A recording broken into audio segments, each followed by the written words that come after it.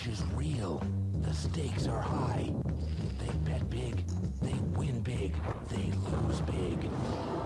High stakes live action poker. Live at the bike.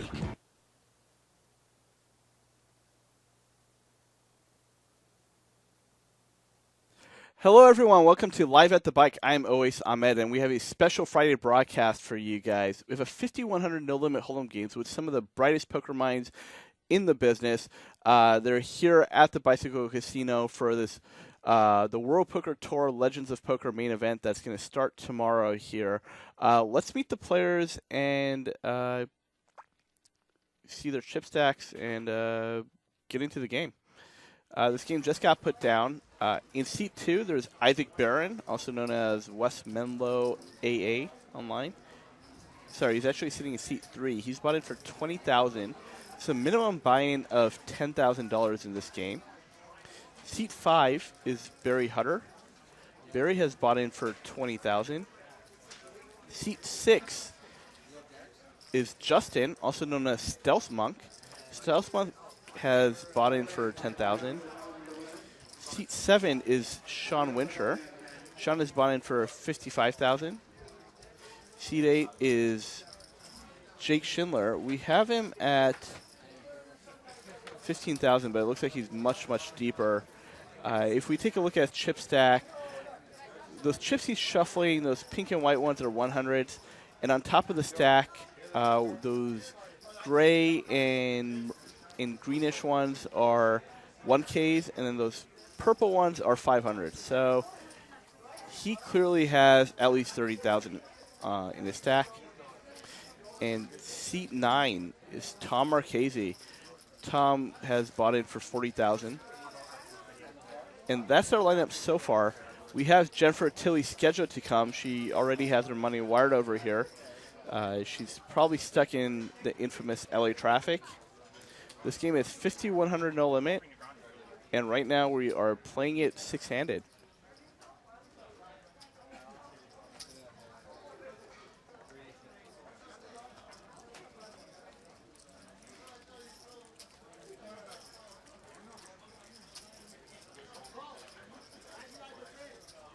And just in case you guys missed it, I'm Oais Ahmed. Raised to $350 by Sean. Sean under the gun with Jack 7 suited. Isaac 3-betting on the button with King 6 of hearts. And now Barry in the small blind is 10s. He's going to muck. Just going to get out of the way.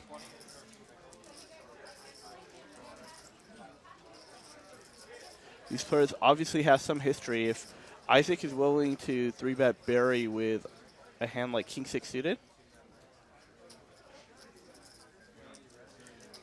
And Sean with a 4-bet now. And right away, we see the leveling war going on.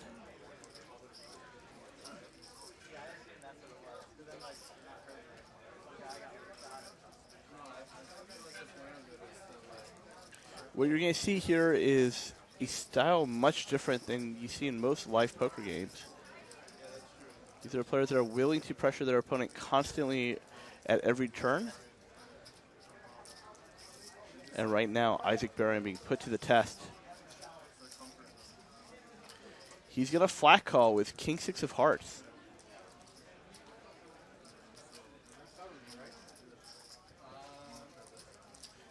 Wow, look at this flop. Isaac flopping a flush draw and a gut shot. Sean with an open ender.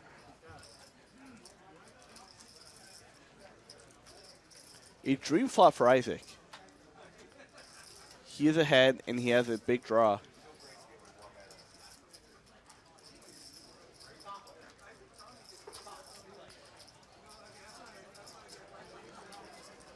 Sean checks to Isaac, and Isaac says, hey, maybe this guy has ace-king, and I can get him off of it. Or he has a hand just like he does with Jack 7 suited. Maybe he has something like 5-6, 7-8. Isaac betting really small, 2,700 into 6,400.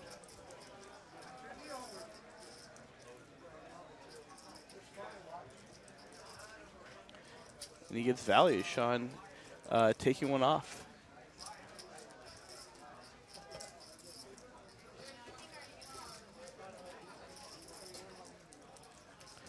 Wow, look at that turn. Isaac turning the flush. Sean with a straight. Almost $12,000 in this pot. Isaac with 14,000 behind.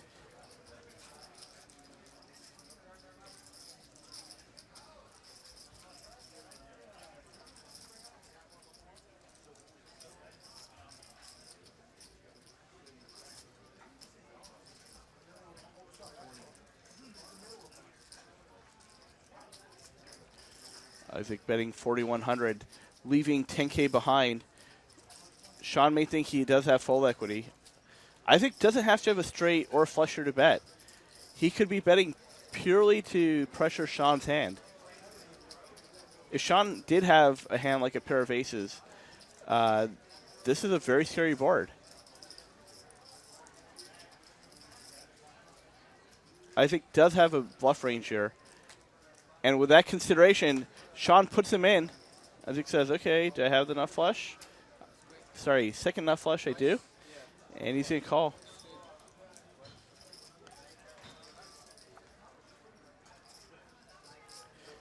And Isaac Barron going to double up. Wow, what a first hand, guys. $40,000 pot right away. Barry saying, well, I would have had a set of tens. I would have been in third place.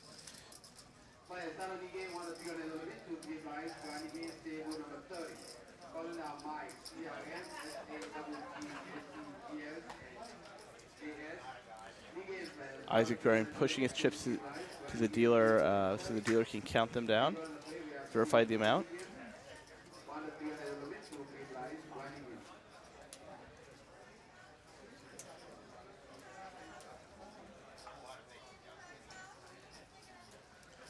And if there's one thing that's going to start action in the game, it's going to be a player immediately getting stuck or a player immediately doubling up. And that's what happened right here.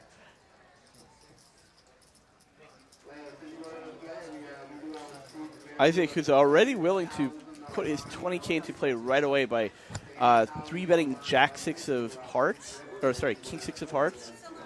And Sean, who's immediately willing to 4-bet Jack 7 of spades. These guys have come here to play. And Sean, he's going to definitely try to get those chips back. I'm actually pretty excited to see what's going to go on.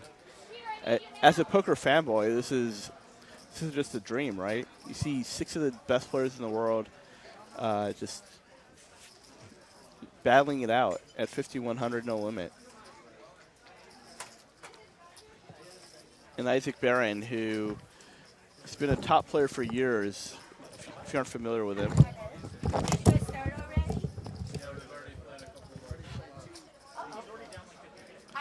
Joining me now in the booth is Melanie Weisner. Hi, guys. How's it going, Melanie? This evening? Wow, you just missed a hand. Sean raised it under the gun. Isaac 3-bet on the button with King 6. Sean 4-bet with Jack 7 spades.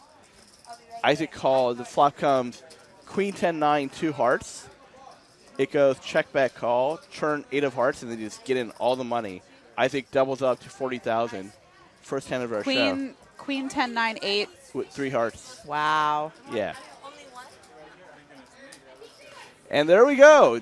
Jennifer Tilley. I actually C2. just ran into her in the hall. She said she was looking for the game. I'm excited to watch her.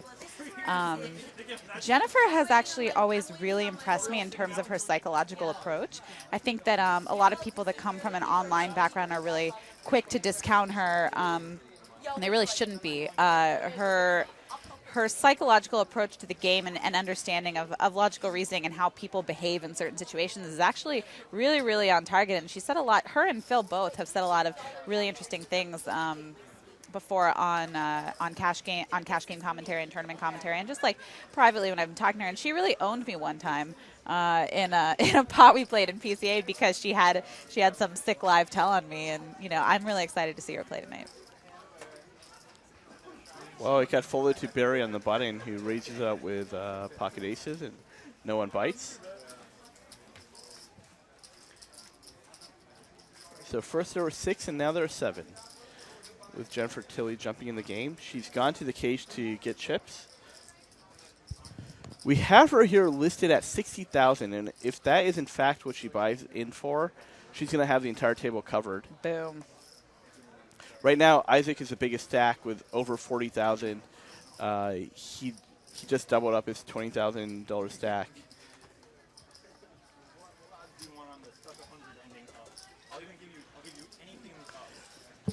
So Barry once again raising it. And it looks like Tom has defended his big blind. Both players flopping a pair. Tom was bottom pair, but there are two overcards and there are a couple of draws out there. He's going to defend against Barry C-bet. And a turn card that gives both an open and a straight draw. But Tom basically at the bottom end of his defending range here. The hands that he calls with on the flop, this has got to be one of the worst hands. And both players rivering two pair, but a one-liner to straight. It's going to be tough for either to get value, and they both check it down.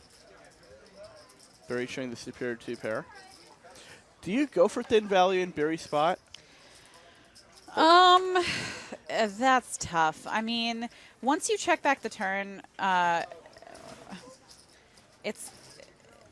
don't really think you're getting your opponent off a 9. I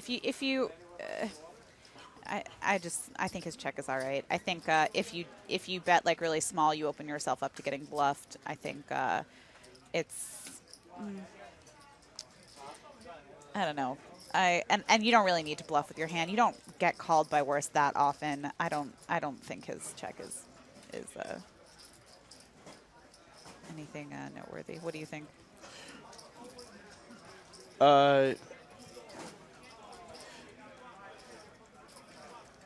think that these. Well, first of all, I should say as a disclaimer that any commentary we do is going to be from a pure vacuum sense, whereas these guys have played against each other so much that they have a lot of history going on and a lot of metagame. Yeah, that's a very good point. Yeah. And anything we evaluate is going to be at a different level than these guys are evaluating, because these guys are evaluating tens of thousands of hands, maybe hundreds of thousands of hands in case they've played online together, that they've played against each other, whereas we're just seeing this one hand within this one session.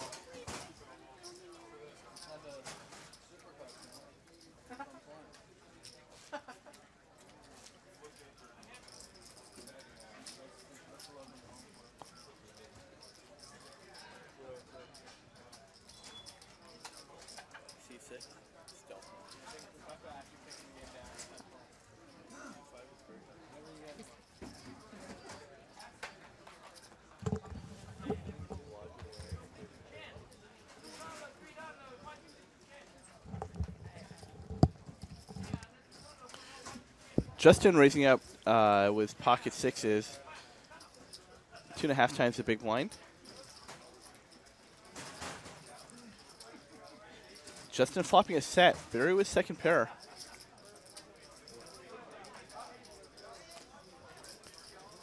And it looks like a large size continuation bet. Almost 2/3 the pot.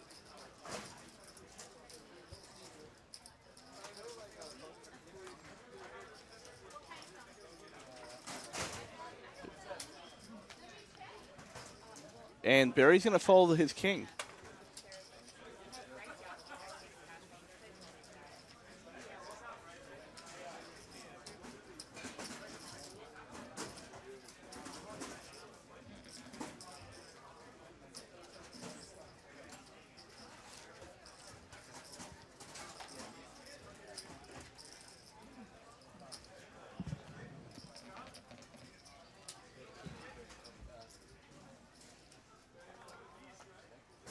Sean now under the gun. Last time he was under the gun, he raised it out with Jack 7. This time he's raising out with 7-2 suited.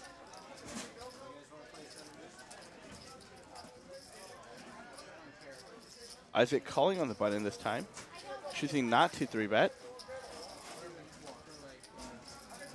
the stacks are deeper now, and Isaac knows that Sean is willing to 4-bet very light. Both players flopping a pair. Sean was bottom pair, Isaac was top pair.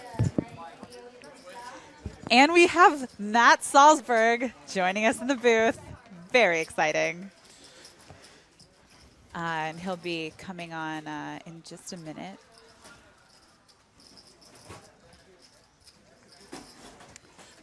Continuation bet by Sean. Sean betting his pair of deuces.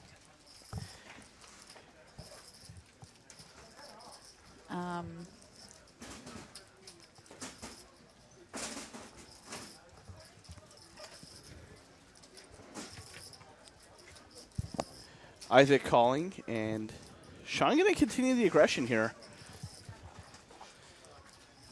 He's going to try to pressure Isaac's range. Isaac's range obviously includes pocket pairs underneath the jack, some flush draws, and some jacks.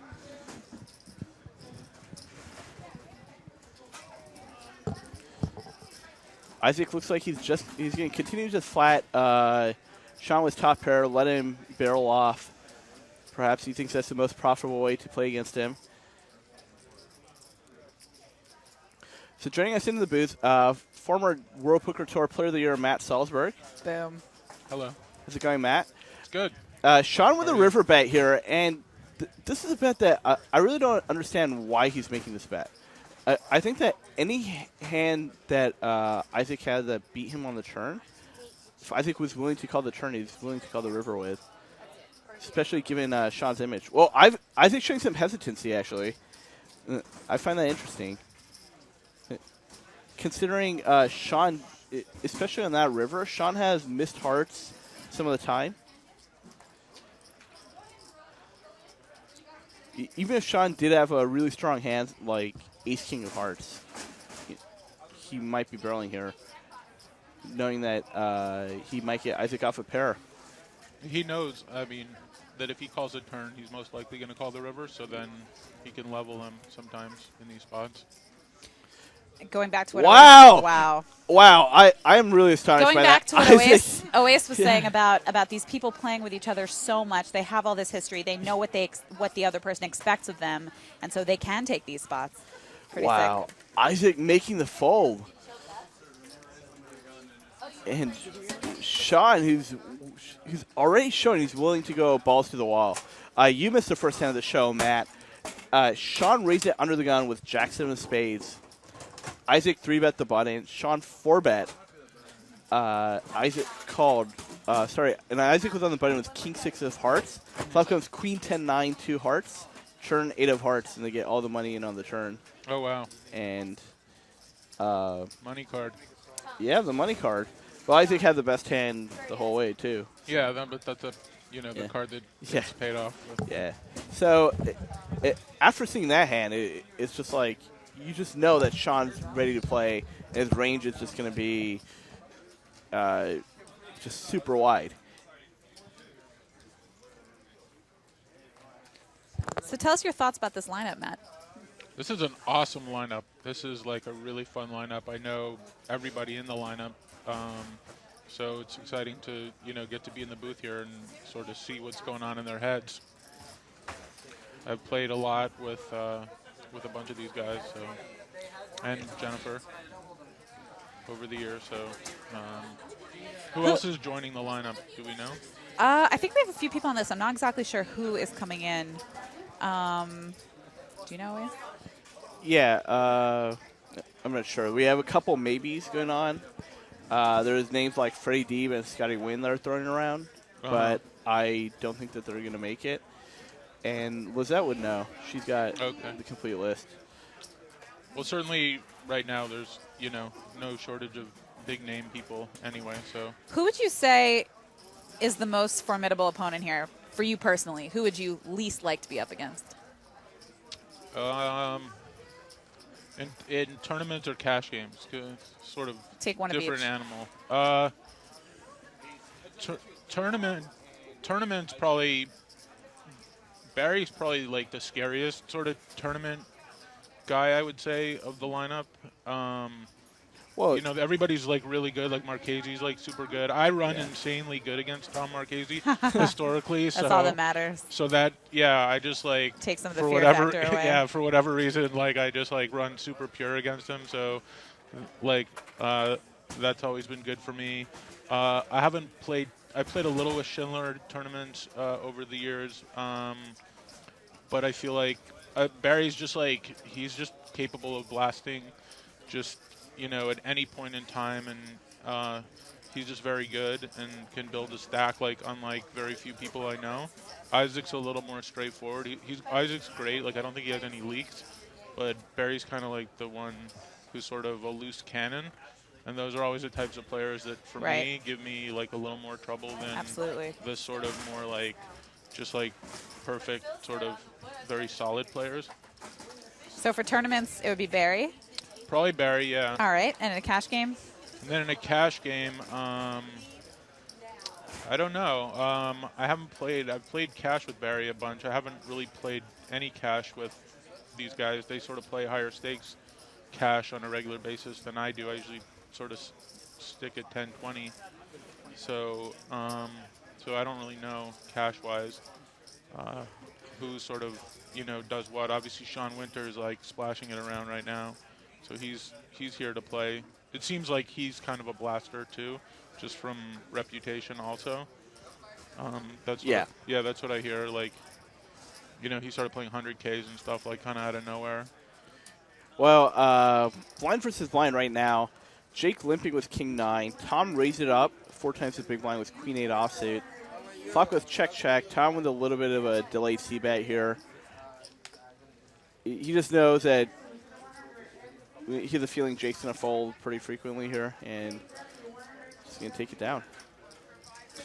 It's interesting that Jake, it looks like Jake was working towards developing a strong limping range there. He's not just going to limp any two, but he...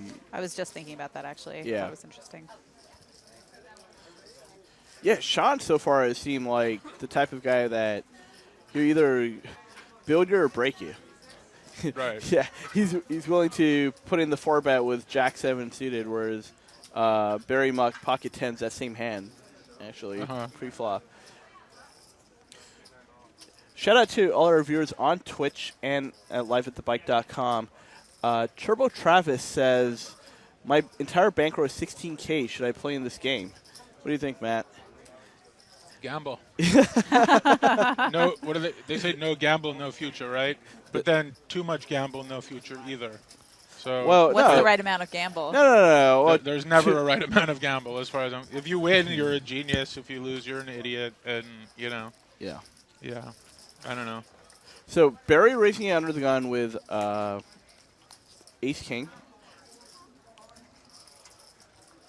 Tom with a 3-bet from the small blind. What's the average sort of buy-in here? So it's a 10K min buy-in. Everyone bought in for over 20,000 except for Justin.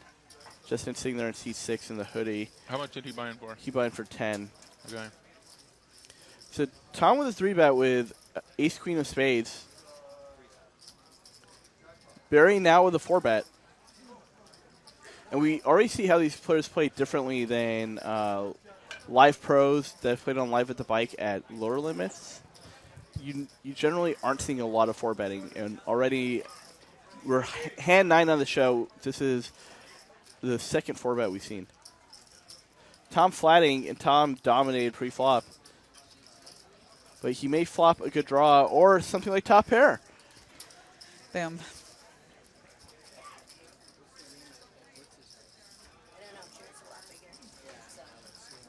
Great flop for Tom. He's obviously, at this point, only beat by sets, kings, or aces, really, unless Barry has some sort of random 2-pair hand, but you never put him on that.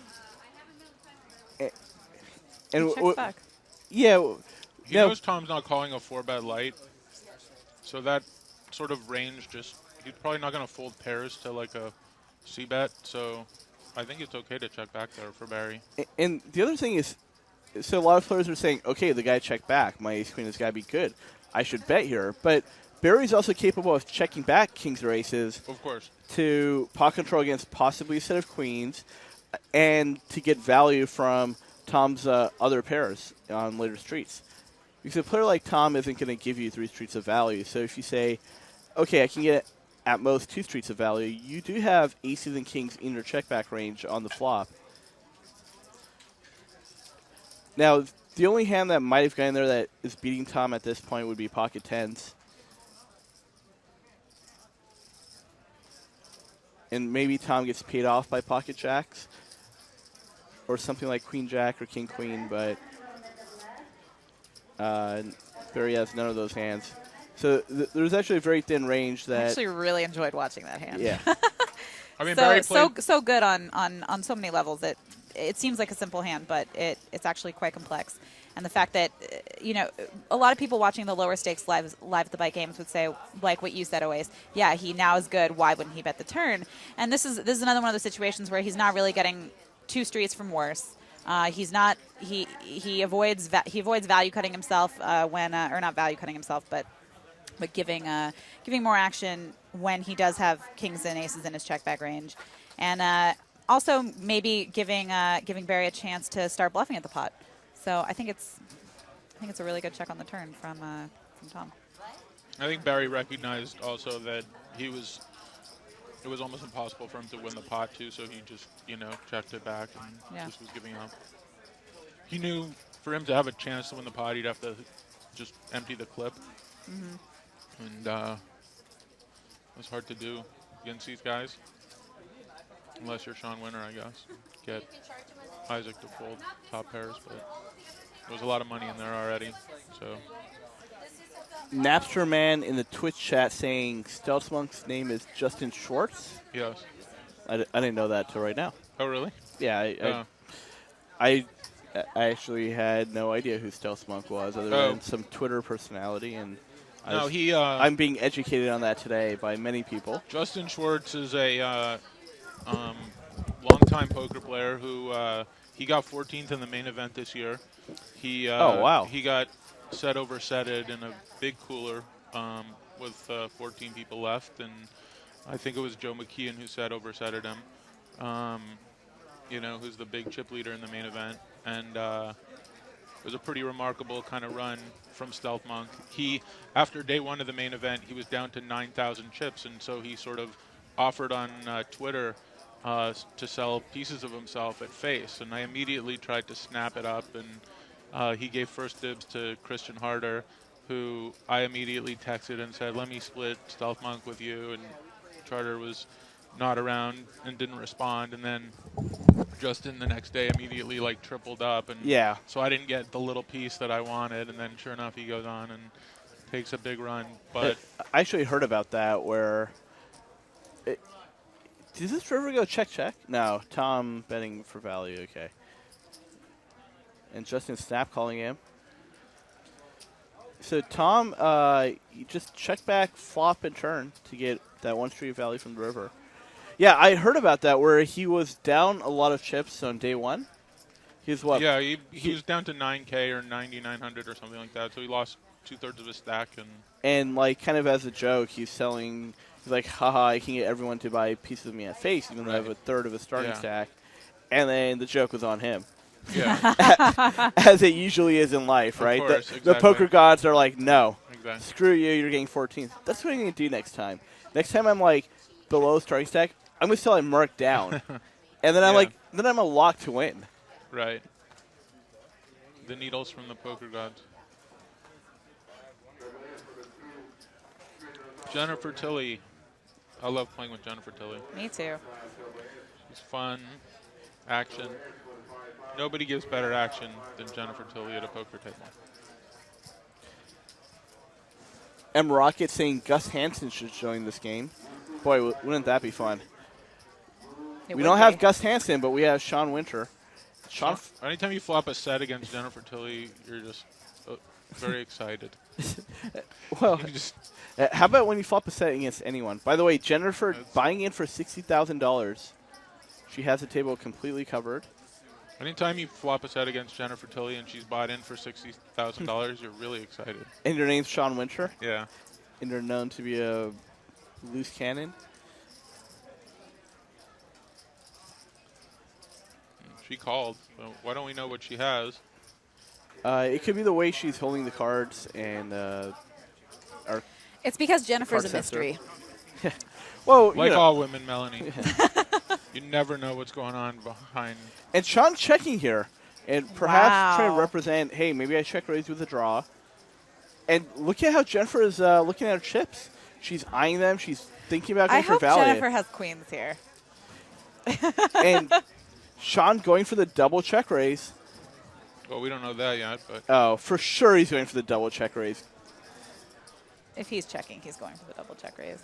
I mean, she's if very aggressive, so he might want to wait to the river to no, Sean. let her barrel. But Sean has a cheeky plan for this hand.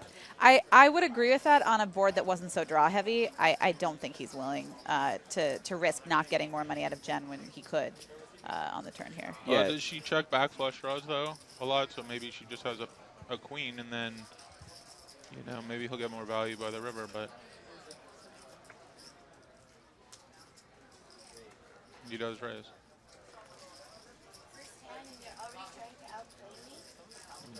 And Jen says, first hand, you're already trying to outplay me.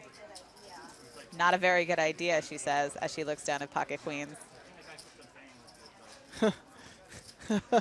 Okay, we don't know that she has pocket queens, but she mucks. Yeah, I know Jen. Like, I've played with her quite a bit, and that's sort of why I was thinking maybe, I don't know if Sean has any history with her, but He shows pocket eights. against Jennifer Tilly, it's not a bad strategy there to just let her blast, because she just loves to blast. Yeah. Well, Loves to shove. She does. At that point, she loves it. I mean, she just will, overbet rivers with nothing, and she thinks she has the best hand a lot and goes for a thin value too. So. well, at that she'll point, you're fold. saying, look, I have such a strong hand. This is a chance to double up big. And I think Sean was going for that versus extracting one extra bet. He's going for the double up because he had the second nuts. I think if Sean had something, even if Sean had maybe some two-pair combo, he might not have done that. But even then, he probably would, actually. But if that's his plan with middle set. If Jennifer Tilly has like the nut flush draw, she probably is just going to put in 60,000 on the flop when he raises her, knowing her. I don't That's think. actually yeah. that's a good point. That's a good point. We have to take some of the draws out of her range. It's a very good point. I don't think she's going to put 60,000 on the flop. Or she'll just, she'll re-raise again, and then she'll just be like, oh, sigh, call off, and then I think that's reload. Or, definitely oversimplifying her play. Chicago Joey Poker in the chat asking if this is real money.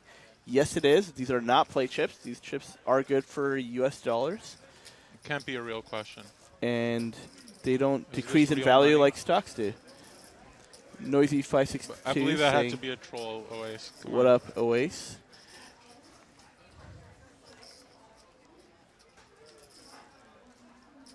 Can't see any of Jennifer's cards, which is unfortunate. Yeah, we're going to get on that. In the meantime, a shout out to some of our chatters at liveatthebike.com. Micah Cohen, Whatbry, The Hammer, Nitty, DK Barrel, Block the Forehead, Matt Szowinski, Michael Basic, Wheeze. Thanks for watching. Sandy Joy.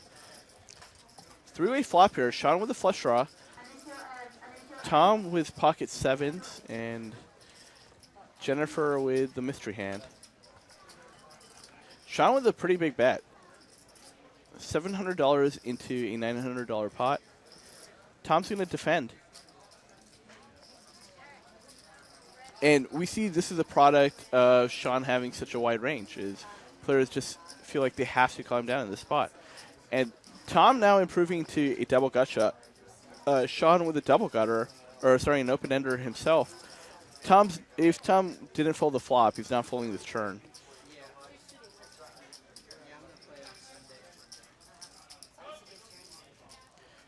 And will Sean barrel now that he's picked up his open ender?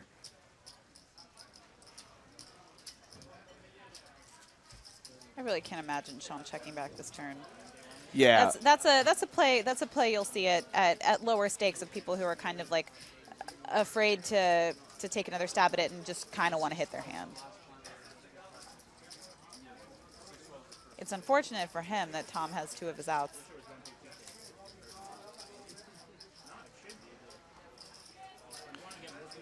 And Sean with an overbet.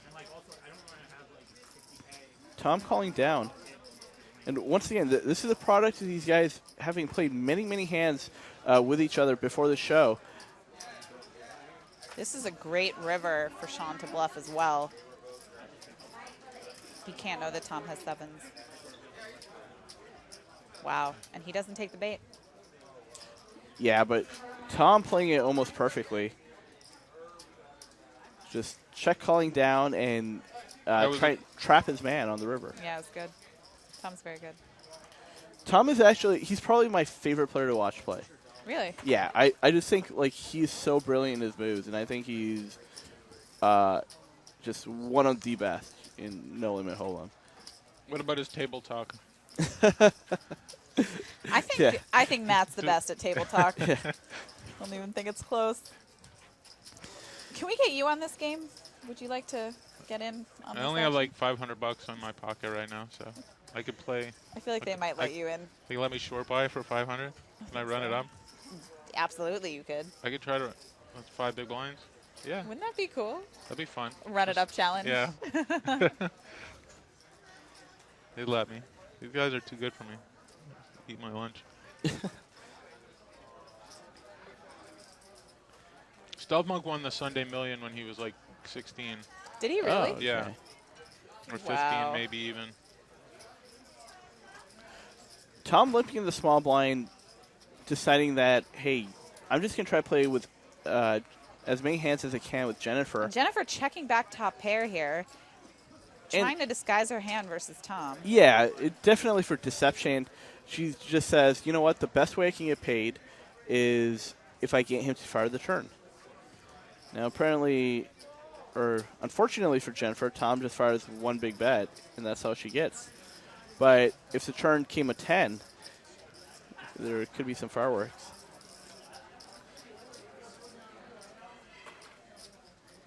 Did anyone see Bride of Chucky?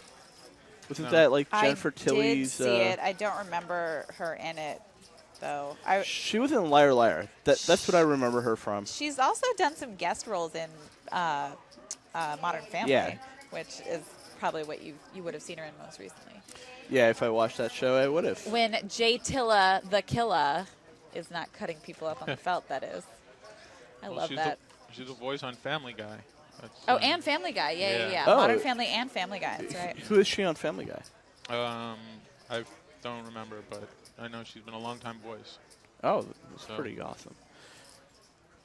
That's like the best gig in the world to have in Hollywood, is being a voice on a popular cartoon. You just work, you can work from your, like, literally from anywhere, from your car. You can just phone it in right now. Oh, Just- wow. They just record your lines over the phone. No, they don't. Yeah, they can do that now. Can they really? Yeah. Wow. If Do they you need- have to. By the way, Jake flopping top 2. Jennifer is going to call with her gut shot. She also has backdoor diamonds. And if she does improve here, she could fare to win a lot of money because they are playing deep stack. That deuce obviously... Couldn't be more of a brick turn. Yeah. It gives... I wonder if Jen's going to be willing to do Well, she's anything thinking about here. it. And true to form, Jennifer willing to blast. The interesting thing is, like, what is she actually representing? Wealth. Great wealth. This is a line you could take with something like pocket sixes, a turn 2 pair, something like that. But those hands are more apt to just check behind, to just check on the turn as well. You want to be leading hands that then become vulnerable. Like if she was, for example, check calling sixes on the flop, she made a side on like a 9 or 10. King, queen, something like that, or a spade turn to lead because she doesn't want Jake to check back something that's now turned enough equity against her. But And Jake thinking that this may in fact be a kind of value-y play like that, trying to get more value, is failing obviously because Jennifer has nothing. But And this is kind of going back to what Matt was saying about just letting Jennifer blast off. Yeah. And since Jake does play primarily tournaments, he may not be as familiar with Jen's style of play, and probably could have made a better decision there had he maybe had more experience playing with her. The thing about Jen too is she when you play back at her, she gets that like, oh, they're playing back at me, so I want to play back at them too. Well, that's actually So- that's a decent reason for him to raise there. Yeah. If especially if he thinks she could be doing with draw type hands So that will give she some would more money. also yeah. fight back with a pair too. She's not Totally. shy to like just go in light either if she thinks that you're messing around with her. If there's like a dynamic, that's a good thing to do against Jennifer early on. Like is to set up an image that you're gonna just splash it against her, because it could prove profitable. Well, look at this in the flop. long run. Justin with top pair, top kicker. Jake with 2 overcards and the flush draw. Justin, who is a short stack player at the table. So Justin has raised into the gun here. Jake's defended in his hand in the hijack. And just check on the flop is kind of interesting here.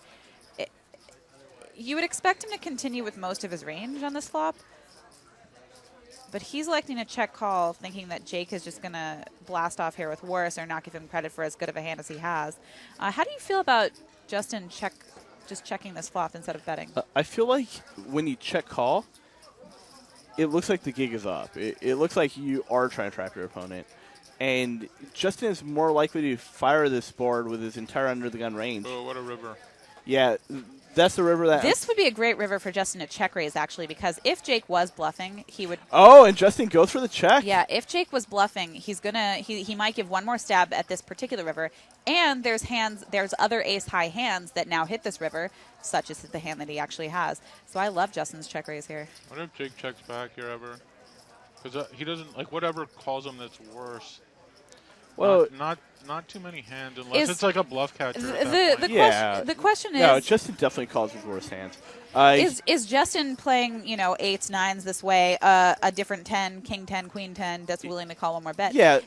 If Jake is going to bet, I kind of like the line of just a very, very small bet to try to get those hands to call, or you can do something depending on the dynamic like overbet and try to level your opponent that way. Well, Jake does overbet. He bets $2,000 into a $1,400 pot. And Jake's really good at putting this type of pressure on his opponent. Well, the with question these big is, bets. He does this in tournaments too. Is Justin going to go for the check raise? He has $8,100 behind. I think he has to. I think when you're short stacking this game, you've played the hand this way. Your opponent they may not pay you off, of course. Yeah, but, I don't know if he will. I mean, what if he just like min raised? Yeah, I think like you shove maybe you should consider a raise to like 4,800. Yeah, a shove may be a little bit much. That's true. Yeah. Yeah, no, I wasn't thinking a shove. The question is, now that Jake has made this overbet, will he ever and Justin, and let's say Justin goes all in, can Jake ever level himself into thinking, well, he's thought that now I've been trying to push him off the pot, and he's now turning a hand like 9s into a bluff, like a weak 10 into a bluff? No, Jake snap mucks. But he definitely could. That's a great point, Melanie. Yeah. That because that's the kind of, these are the subsequent dynamics that get created when you're a high-level thinking player doing these things like overbetting for, it's not even that thin. His value bet's not thin on this river. But when you're overbetting like that, trying to level your opponent starts thinking, what does this mean? He wouldn't be doing this with nutted hands. Is this an opportunity for me to now turn my hand into a bluff? Stuff like that, which wouldn't have come up, if Jake had just made a normal or a smaller size bet. Yeah, I and mean, it does protect Jake a little bit, I think, overbetting there, because when he gets raised, I mean, you have to be like an extreme sicko to, re-raise worse when he's betting 2,000 into a 1,400. Have you looked at this lineup? No, I know. This is the lineup of extreme of course, sickos. Yeah, but I think that's why, like, Jake, he kind of snap mucked there. Yeah, but Jake never checks back, or maybe he does occasionally, but very rarely. He very rarely has a 3 in his range, period, and he very rarely checks back a 3 or a boat on the turn or an overpair, whatever it is, when Justin is check calling the flop and it looks like he's going to check call. multiple streets. So the question is... So his range, I think that Jake's range is capped. It's definitely value heavy on the river, but I still think it's capped, and Justin can represent the nuts, and I don't really think that Jake can, which is why it then becomes. I'm not saying like people should be blasting off to overbets on the river all the time just because they can't have the nuts, but I think but weren't you suggesting that like Justin can then just sort of turn 9 into a bluff by check? I'm saying he can do that because of the way that I believe Jake's range is capped. I'm not saying he should or even does it like a decent percentage of the time, but I think that dynamic is now open given that overbet. And the question is, and it looks so strong as well. Does Justin ever make that raise with Ace King? And these are that's interesting. That's interesting. He can make that raise with Ace King, and I think the answer is yes. And Jake has less Ace King combos than Justin does because Jake would be 3-betting Ace King some of the time. I just want to point out that this is such a unique and interesting game because these things that I'm mentioning are definitely going through these players' heads. Even if he's not going to execute that play on the river, he is definitely thinking, all right, what does this overbet mean? What kind of value range does my opponent have? If I'm in this situation with a bluff, do I ever raise versus an overbet? Things like that. So even if they're not doing it, they're definitely considering it. Well, if he has Ace King, is he bluffing their re-raising, or is he doing it for value? He's doing it for value. Very thin value. Yeah. And by the way, let's take a look at this hand. Jake raising under the gun with Ace Queen. Isaac flatting in position with a suited Jack-8. And Sean now 3-betting the big blind with pocket sixes. And that's going to get no one out of the pot. This is a 7-handed game. So why do you think Sean is 3-betting out of the big blind with sixes here? I wouldn't even begin to try to decipher that. But Sean's seeing 2 overcards. And hard to make a pair. And all black cards. Well, Isaac has middle pair here. I think this is a decent play to make heads up if you want to 3-bet a pair and just try to take control of the pot and force your opponent to make a hand. 3-way, I think it's a little bit ambitious. These players are so deep stacked. Now you're going to be playing a 3-way pot out of position with a low pair. Now this is the problem with taking a flop with Jack-8 is even when you flop a pair, you can't really bet it for value because you hate life if you get raised. So even when you hit your hand, you don't get a lot of value for it. But Jake hitting his hand, he's got Broadway. And at this point, Jake just has to bet and hope someone has enough to defend with. Isaac was hoping to hit a straight flush on the flop. I think that's what he was going for. Yeah. And then Sean was hoping to flop quads. And Jake was hoping to turn Broadway, which he did. Jake got what he wanted. Yeah. But you can't always get what you want. Someone told me that. You want the nuts is what you want, and then sometimes you make it. Now, you want just one notch above your opponent and a cooler to get all the money in. True. So, not always a nuts. Yeah, I don't like Sean's raise with sixes there. Seems weird. You also run into a problem when you're doing this of just any pair above you is going to call, and you're really not getting anything. You're never getting anything better to fold, really. Well, if 3-way, it's just disastrous. Well, maybe if Jake or Sean got that pot heads up against Jake, he would have. If they get the pot heads up, sure, yeah. I just don't think it happens very much in these cash games. Especially when one person calls, there's even more incentive for the other person to call. Yeah, once Jake called, Isaac wasn't folding ever. And the question is that a leak? Is it all right to do that? Is the initial Jack-8 call too wide? I mean, when you flop a 6, your opponent doesn't know what you have. No. But let's look at Isaac's call. He called. I think Isaac's call is way too loose. Yeah. And I don't think that many people are going to dispute it. I also think that those are the kind of loose calls you want to be making versus people that play very straightforwardly post-flop, where if they decide to check, then you can know for a fact that they're checking and giving up.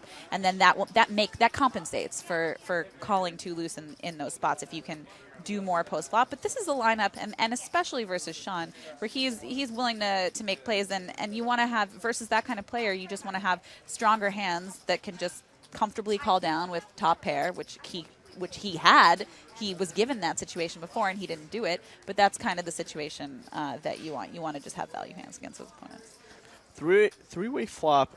Two players flopping a gut shot. Isaac with top pair. And I expect at least one of them to continue. Maybe both will continue. Justin also with backdoor spades. Now, if you're Isaac, do you check some turns? I expect Justin's range to be fairly strong here. He's shorter stacked. I would. This is a play. And Isaac does check the turn. But yeah, you're saying he's short stacked. Yeah, he's shorter stacked. So this is a play I would expect somebody to make a bit deeper. The call on the flop doesn't represent such a big percentage of stack, but he just thinks that maybe Isaac will give up on the turn since he looks strong. He does have backdoor spades in addition to his gut shot. So, there's an argument either way, really. You could also say that if he was deeper stacked, that he might elect to check raise this flop, which is a great hand to do it with. A lot of turn cards can bring you equity to the nuts, and you put a lot of pressure on a lot of other hands since there is a flush draw, and sets would play it this way. So I think were Justin deeper stacked, this would be a great flop to check raise. And the river brings and this is actually a great river for Justin to be able to bluff. Because it brings in spades. It brings in spades. We have to assume that Isaac is going to be barreling spades on the turn. So it's way more conceivable that Justin has spades than Isaac has spades. He puts Isaac in a tough spot with a king. He puts Isaac in a tough spot with any hand that he's trying to pot control on the turn, and he just wins.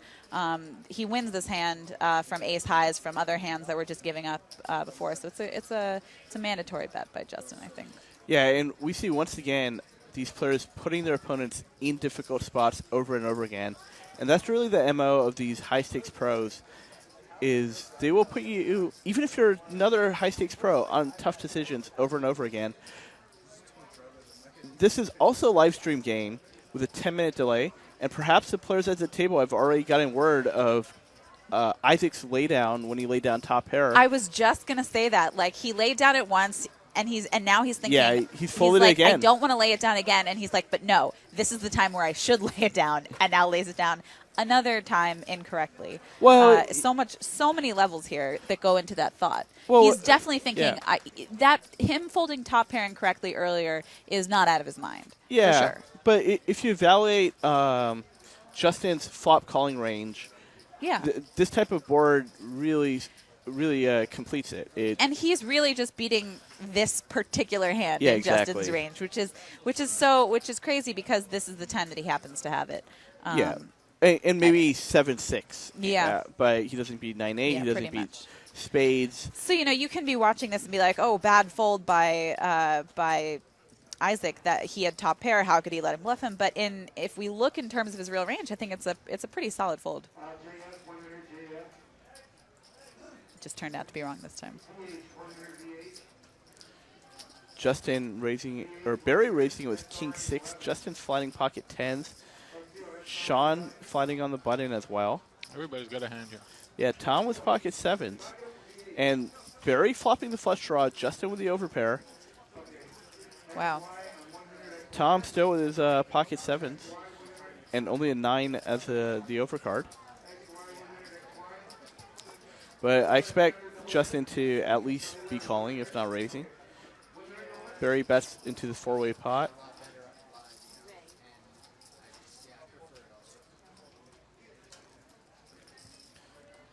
Someone asking, what's Jake's online name? Do you know that, Melanie? Which one? Schindler. Guys miss jokes. Oh. No, just- I feel like I should know this. I don't, though. So Justin calling on the flop, heads up to the turn. Deuce of clubs, not really changing much on the board.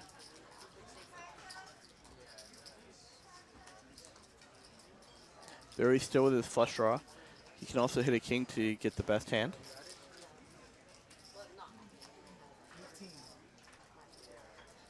And Barry continuing to fire.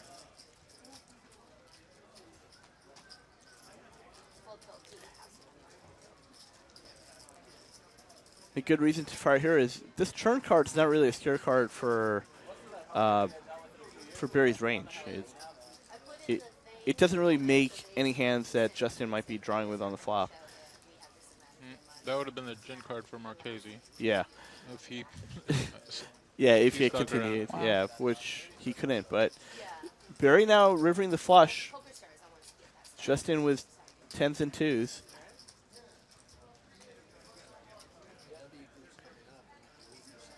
Get hard to get paid off here now for Barry. Yeah, when Barry bets this river, he's obviously repping a flush or better, or something. Basically, he's repping a hand that beats 10s. Right. It- I mean, And Justin actually makes a flush a decent amount of the time, given that he called 2 streets. That for Barry to fire here, it looks so absurdly strong that I feel like Justin is probably going to find a fold. We don't even know the bet size, and we're already talking about what Justin's going to do. yeah, no, I mean, he's going to fold.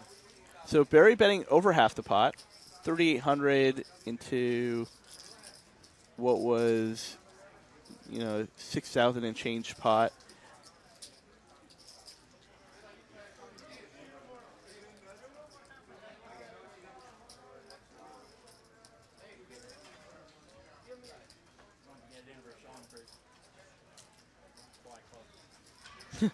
Justin said that we've got it in against Sean. Yeah, pre-flop. He flatted pre. Yeah. He thought John was going to just do something. Yeah, out of so line. And that's actually, I think his flat pre is fine, given that that's an opportunity. Also, if he doesn't, it's fine too. He has 10s. He can. Yeah, of course. Yeah, totally fine. the very first hand, not of the show, but of the game, it was Barry raising, Justin flatting, and Sean 3-betting the button, and they both folded. So He really. I think this is a one of the. Well, I want to hear what you have to say. I just want to say really quick. One of the things that has to go into decision is, will Barry be doing this for value of the 9? Well, I don't think so. And And that's if the answer is no, then No. Justin's fold is pretty I good. think Barry in this spot, truthfully, needs to bet really, really small. I think like 1,800.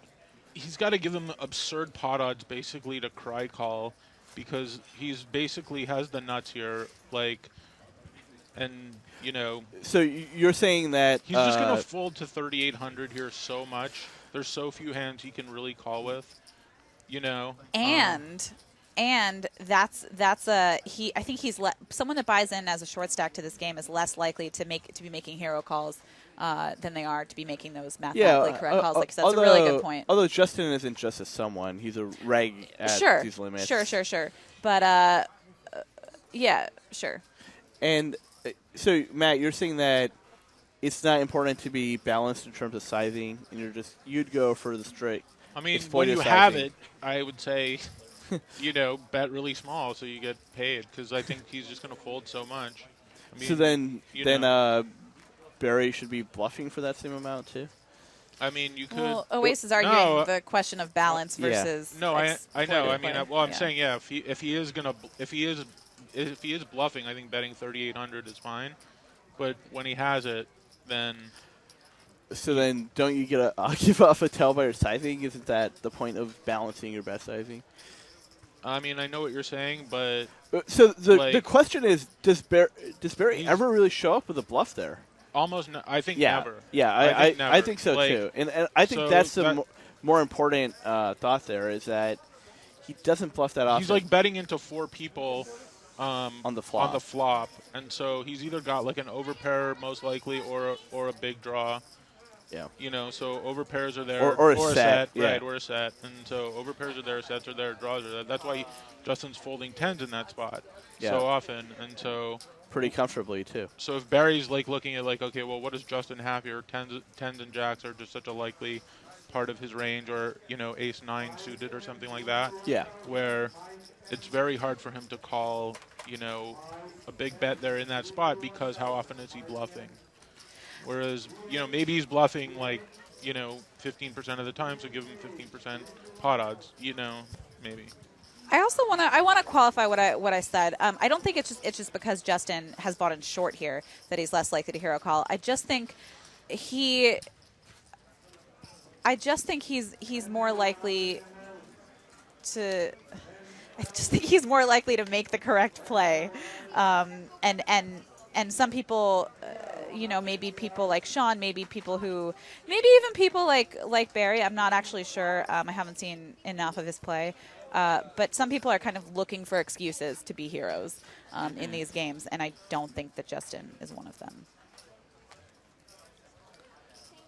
Justin raising it up to 300 with King 9 of Hearts.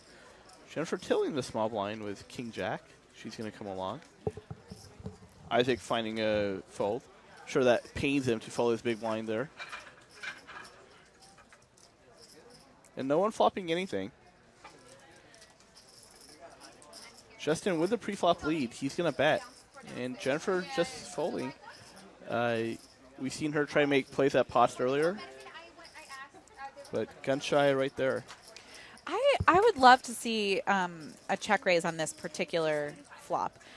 Jen has backdoor flush and straight. She blocks combinations of king, queen, jack, queen. And this is a board that Justin is going to be c-betting very frequently on. So this would have been a nice spot for Jen to try to make this move. Yeah, I think those are all very good points. How good does Jen look, by the way? I actually was thinking about that. She looks 60 years beautiful. old. No, she's not. Yeah, she's like 57, 58. She looks beautiful. Yeah, really good. I hope I look like that when I am 57, 58. Should have hoped you looked like that right now. I mean, come on. Good point. You're right. Always. Nailed it away. Never say that to a woman. Well, when there's a woman in the room. No, I'm kidding. And we will cut to the booth very soon where you will see Oace just getting smacked in the face. That's it. Next week, I'm going to wrestle Melanie Weisner and Jello. Oh, man. It's going to be the all-time highest ratings or lowest ratings. I don't know. I'm trying one to or the other. I'm trying to think of something I would like to participate in less than that, but I don't know if I can think of anything. Like that? No. Rather jump in that. No. Thanks to everyone watching us on this special Friday broadcast of Live at the Bike. We have a 5,100 no limit game with a straddle now. Sean straddling under the gun. I'm always Ahmed, joined here by Melanie Weisner and Matt Salzberg. And you can tweet to us. If anyone has anything to say in the chat, Twitch chat, or Live at the Bike chat, we'd love to hear your comments, questions, respond to them. I'm at Melanie Weisner. Oace is at OE Rockets. And Matt Salzberg is... M. Salzberg. M. Salzberg, yeah. But if you are tweeting to Matt, you need to be warned that he is very unlikely to respond to you seriously. So keep that in mind. That is true. There's someone in the Live at the Bike chat going by the name Alan Barry, and I wonder if it's the real Alan Barry. I'm sure it is. He's probably trolling us. Yeah. He did make a Salzburg troll. Definitely him then. Justin flopping top set. Sean was bottom pair on a gut shot. Is this just a check call all the way down line for Justin? Or are you just going to bluff cash here? It's interesting. It's interesting for a few reasons. It's interesting for stack size reasons. I think ultimately his best play might be to check call, but he looks like he has a much weaker hand if he does check raise. Well, Justin making the raise. And just 5 minutes ago, he made a comment about how he's willing to get it in against Sean. So that might be going through Sean's head, because Sean was definitely in earshot of that. And Sean, he might make the play, a play in the spot against someone else, but maybe not Justin. Said Sean should. He's going to take one off. Wow, this and is maybe really loose. How often is Sean's plan here? If the turn doesn't come clubs, or of course complete my straight, I'm just going to call down here.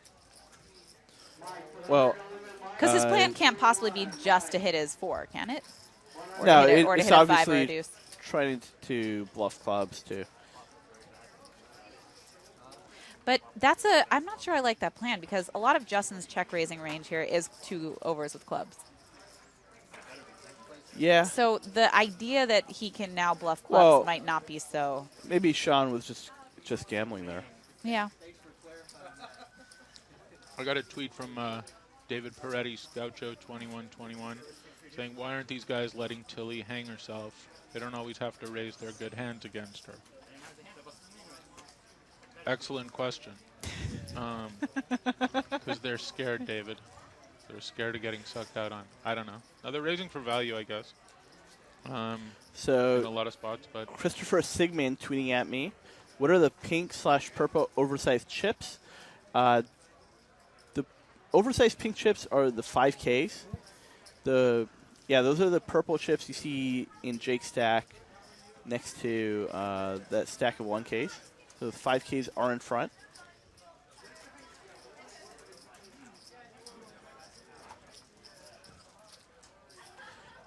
It looks like there's going to be a round of straddles. Jake straddling under the gun. Barry raising on the button. And when you're this deep, is a 3x really enough of an open? Well, Barry raised to only With a 500, straddle. so it's 2.5x. Oh, I thought he raised a 6.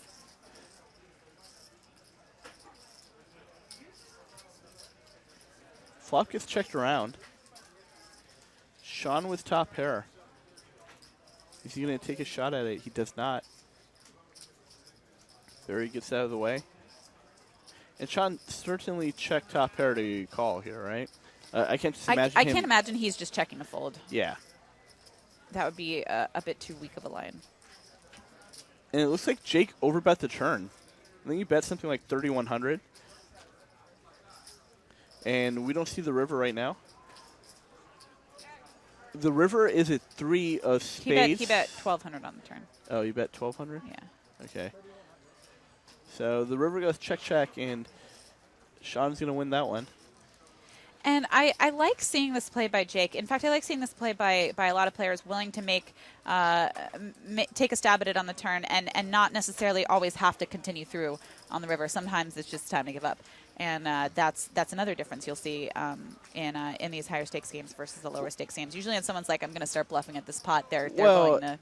A lot of that's the product of his opponent's range. Because that too, absolutely. In a lower stakes game, if I bet and someone check calls me from the small blind position, Especially after getting checked around the flop and now the turn. I'm thinking he's got a draw. So I'm going to try to bet the river with queen high. I actually think in this particular situation it's weighted towards not a draw because he might lead out some of his draws on the turn after it gets checked around. Yeah. So that might contribute to Jake's recognition of the situation that it's probably not wise to bet the river.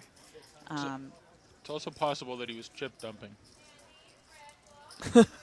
Right? That is possible. Okay. Totally possible. We Matt- don't always have the answers. No. Sometimes there are Well, hidden things going on. We do hear these. Could be chip dumping. Speaking of chip dumping, Melanie, how's the grifting business going?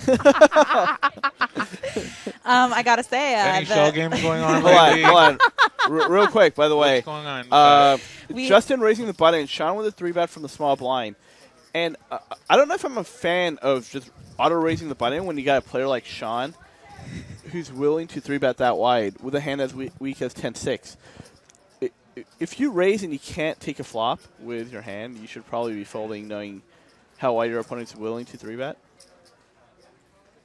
In fact, like the idea of always raising a button is because it shows profit. But if you're going to be raising a hand that, let's say you think Sean's going to 3-bet you 20%, suddenly you're raising a hand that you can't call the 3-bet with. And you're just losing money in that spot. You start losing money. So your button open range should now get narrower and narrower because of your opponent's willingness to 3-bet you. So it's interesting also how these dynamics and these players' ranges changes. Even one of the most basic concepts of poker, or most basic theories of poker, which is auto-raise the button because it shows profit. And now it suddenly becomes, okay, you shouldn't be auto-raising that button.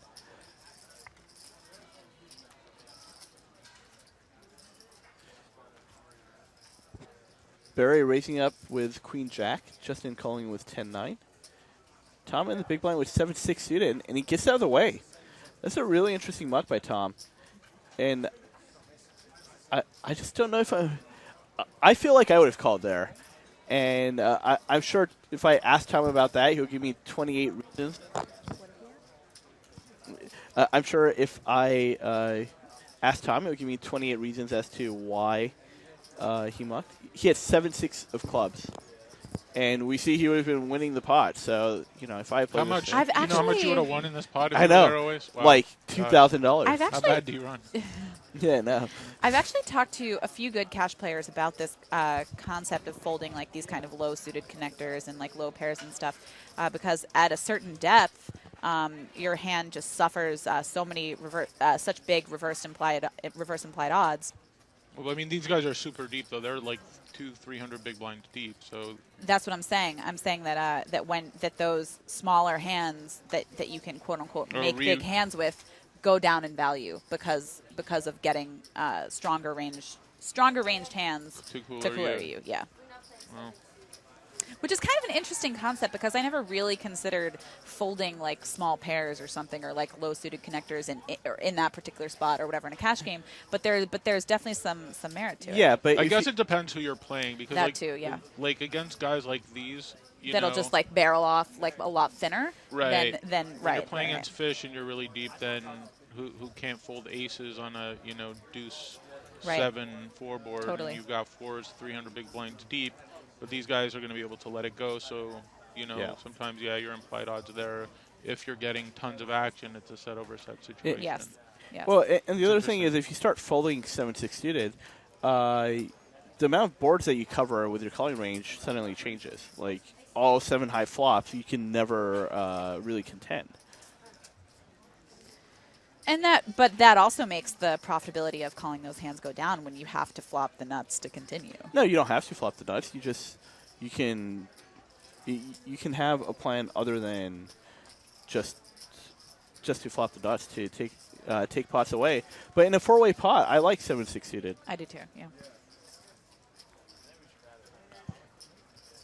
And a 3-bet by Isaac in the straddle. Everyone's going to fold. Jennifer not happy about having to fold that hand. Yeah, that's a tight fold for Jennifer. Normally she peels there. She's showing some discipline. We just heard her say she was thinking she should raise it. That's what she was thinking. Interesting thought process. Jen just looks like she really wants to get involved. So I'm excited. Where's Phil? We don't know. We don't know. Phil usually likes these games. Nightstand buy-in saying Schindler's hoodie is pretty elitist looking. Elitist. Yeah, I don't know what he means by elitist looking. But I kind of want to... now. It has an air of superiority. Yeah, to it, the hoodie. I kind of Well, want he to look... projects an air at of it superiority in again general, now. so it fits See, him. as a fan of hoodies, I have a large hoodie collection myself. Mm-hmm. Now I want to check out his hoodie. But it looks His kinda hoodie, like a... his hoodie's very thin. Yeah, Hoodie looks like he got it at Big Five. I mean, I know. come on. Elitist. Yeah, Who is this troll? I don't... We said nightstand GFY, buy-in. sir. Team, so, Matt, you're like, what, the Yeah, captain of can Team we GFI? talk about this? We hear you have a new brand. It's called GFY. You're the ambassador Not and the very president. new. It's been around a while. It's just sort of. It's been around I like don't know. 2 months, Melanie. Jeez. No, it's been around a little longer than that, but But now it's really I feel like it's really gaining traction. Everyone's part of it now. it sort of caught on here and there. Yeah, but I'm over it now. Now I'm gonna move past it and Do look something for new. more branding. Yeah, Oh, okay. but we'll see. Now we'll see what happens with it. So for those that don't know, Matt has also had a stint in Hollywood. Is it a stint or is it a career, Matt? We don't know right now. It was. I mean, it's a career. It's a career, Yeah. so it's still going to go on in the future. I had a stint in poker. I You have a stint- career, a I have a career in career Hollywood. in Hollywood. Yeah. That's probably more accurate. You worked on shows like Entourage and Weeds. Correct. Yeah. Yeah. Well, I knew it was I had a correct because I stint said on it. All right. I had a stint on Entourage, a long run on Weeds. Despite his very serious demeanor, Matt's actually a very funny man. You probably wouldn't know it, but Thanks. Yeah, he's made 0 jokes tonight. no jokes yet.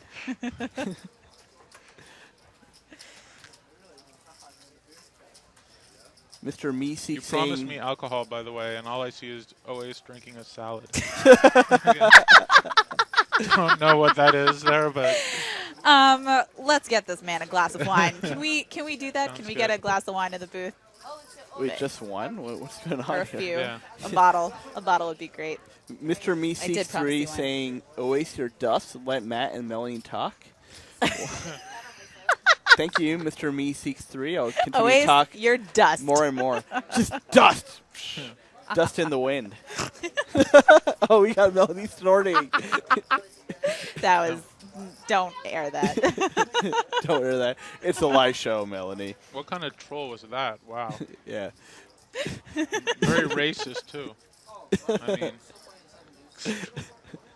I'm dying over I here. mean, So, Justin limping in the big blind, Sean in the straddle.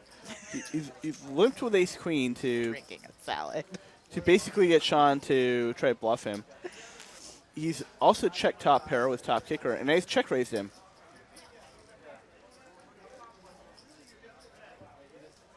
And this is the kind of thing that is a much riskier proposition if you've got 40 or 50K in front of you, check raising top pair, than it is with Justin's stack. Another advantage of his stack size. Yeah, he definitely came with a strategy saying everyone else is buying in deeper. I'm going to buy in shorter, Yeah. and I'm going to be able to do the make some more aggressive plays in certain spots. Which is actually really interesting because when you have a short stacker at your table, and this is something I've done some work on in cash games, and this is some work that I've done in cash games, and let's say you're let's say you're 300 big blinds deep. What's your opening size going to be? And that depends on how deep everyone is behind you. Now, you have a situation where you have two players behind you that are sitting 300 big blinds deep, but you have one player that's sitting 30 big blinds deep. So if you're making a raise that is correct against the deep stack players, you're making an error versus the shorter stack player. So you're in kind of a bind, and the shorter stack gets to sort of benefit off of that because they get to take advantage. If you're going to like min raise or 2.5x versus the short stack, so that they are not able to exploit you by shoving, then now you're making a mistake against the deeper stack players. It's not a mistake. It's just a suboptimal move, right? Sure. Yeah. So Sean flopping the nut flush draw here.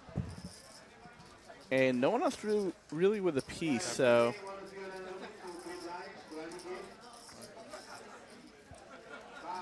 okay. How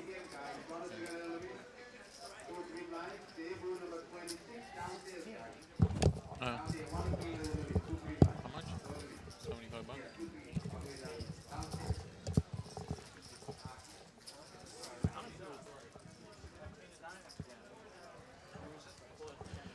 Sean with a bet, and everyone folds. But what I'm saying is that when you are that short stack, you get to play off of those spots that now become more optimal for you and less optimal. Yeah, for other actually people. the PLO game that Same runs thing. here at the bike, I don't buy in as deep as other players, not because I'm scared. I just think It's a better strategy. Yeah, People are willing to call so wide preflop, and then now you have a situation where you can just shove. Which is great. And same thing here. So let's say you have a player behind you that's 20 or 30 big blinds deep. Yeah. Justin's not this short, but I'm talking about true short stacking. And you have someone raising, and now you're on the button with 10-9 suited. Does this become a profitable call with a short stacker willing to shove a wide range behind you? Things like that. So it's actually a really interesting dynamic. It's not what's going on here. It's just slightly altering post flop play and depth decisions, but it's interesting to see how far that actually goes in mattering. Yeah, I think that matters more in tournaments because you see those situations more often in tournaments than you do in Really? cash. With if someone opens and there are 3 stacks behind you that are under 30 big blinds and like one of them is under 15, how wide are you flatting? I think that you're misunderstanding what I'm saying, I think. You asked about whether the 10-9 suited is a profitable call. Well, yeah, but I'm just basically saying that even just the presence of a short stack in a game with players that are all deep stacked, Yeah. if you're making a correct play against the deep stack players, you're making an exploitable play against the short stack player, or vice versa. So which is pretty interesting. So talking about plays here, Sean had bet with Queen 9. Jake calls in with top pair, and Tom now squeezing. I love this squeeze by Tom because he doesn't want to take a pot 3 away here. His hand's really not strong enough to try to go to showdown, and you can move better hands off. I think he shows the 4.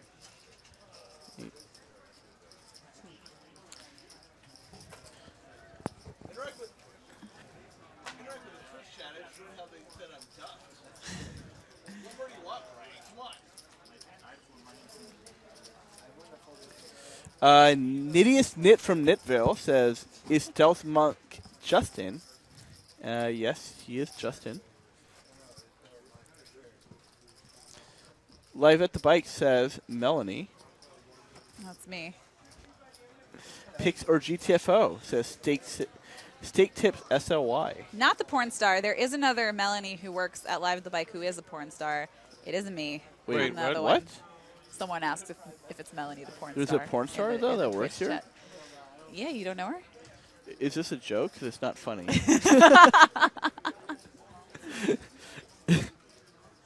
And Thompson M200 saying results-based thinking with 7-6 of clubs. No, I actually said the thinking before we saw that he would have won the hand. I said I was surprised at that fold. By the way, Sean here with a 3-bet. This has been his MO. He's constantly 3-bet in position. Barry with King 9 of hearts. He may like to take a flop here, just knowing how wide Sean's 3-bet range is, and if he is able to flop something, he might get a double up like Isaac that did earlier. So this hand is just on the cusp of too weak, I think. If I'm Barry, I'm happy to call King 10 suited. He may do it anyway. I just want to have hands that flop a little tiny bit better, which is why that would kind of be my cutoff. Well, you can't flop much better than that. Yeah. Barry flopping the King High flush. See, this is what I was talking about earlier when you call and you want to flop the nuts. Yeah, Right. but he wants to flop it on King Jack 8. True. Queen he could Jack turn 8 an of 8 of hearts. hearts. Or no, 3 of hearts. And it Action goes check, killer. check. Really hard for Barry to get a lot of money out of Sean in this spot. Really unfortunate. Yeah, in fact, It's kind of a waste. It's kind of a waste again of this kind of hand against a player that's so blast happy. in fact, Barry should just muck his hand. It's just a waste, right? Just muck it. The river pairing the board, that doesn't feel like it's really relevant to any of the players at the table. The only thing is, the only interesting thing this river brings is, could a player value bet a jack now?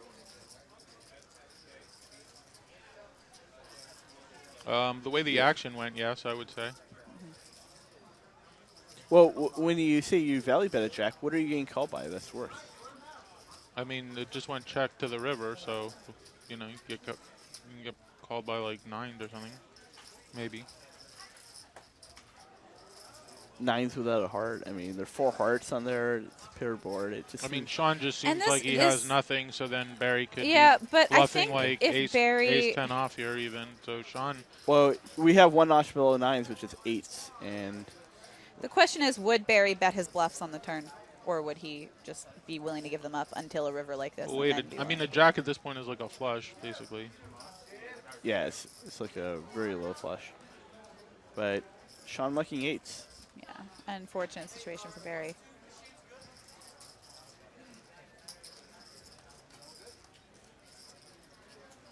And we'd like to say hi to all of you guys watching us on Twitch. Let's get Hello, in. Twitch bring people. it in so you guys can actually see us in the booth. Why, we're going to actually be on television? We're actually going to be Or- on television. Say hi to you real quick. Computer screens, I think. Yeah, Thanks for we're on joining us TV. tonight. Not TV, on Twitch. Twitch Might- TV. Boom. Boom. Those are the most tits shown on the show. Mine or Mel? Mine. Oh. Boom. Anyway, thanks to everyone joining us on Live at the Bike. This is our special 5100 No Limit Hold'em game here. We're playing this game because the Legends of Poker is happening this weekend at the All Bicycle the big names Casino. are here. I'm here. Yeah, Matt Salzberg, here. Player of the Year. Melanie One-time Player of the Weisner, Year, yeah. Host of the year. Host of the Year, yeah. And oh, wait, it's myself, Dust. Dust. Dust of the year. Dust in the wind.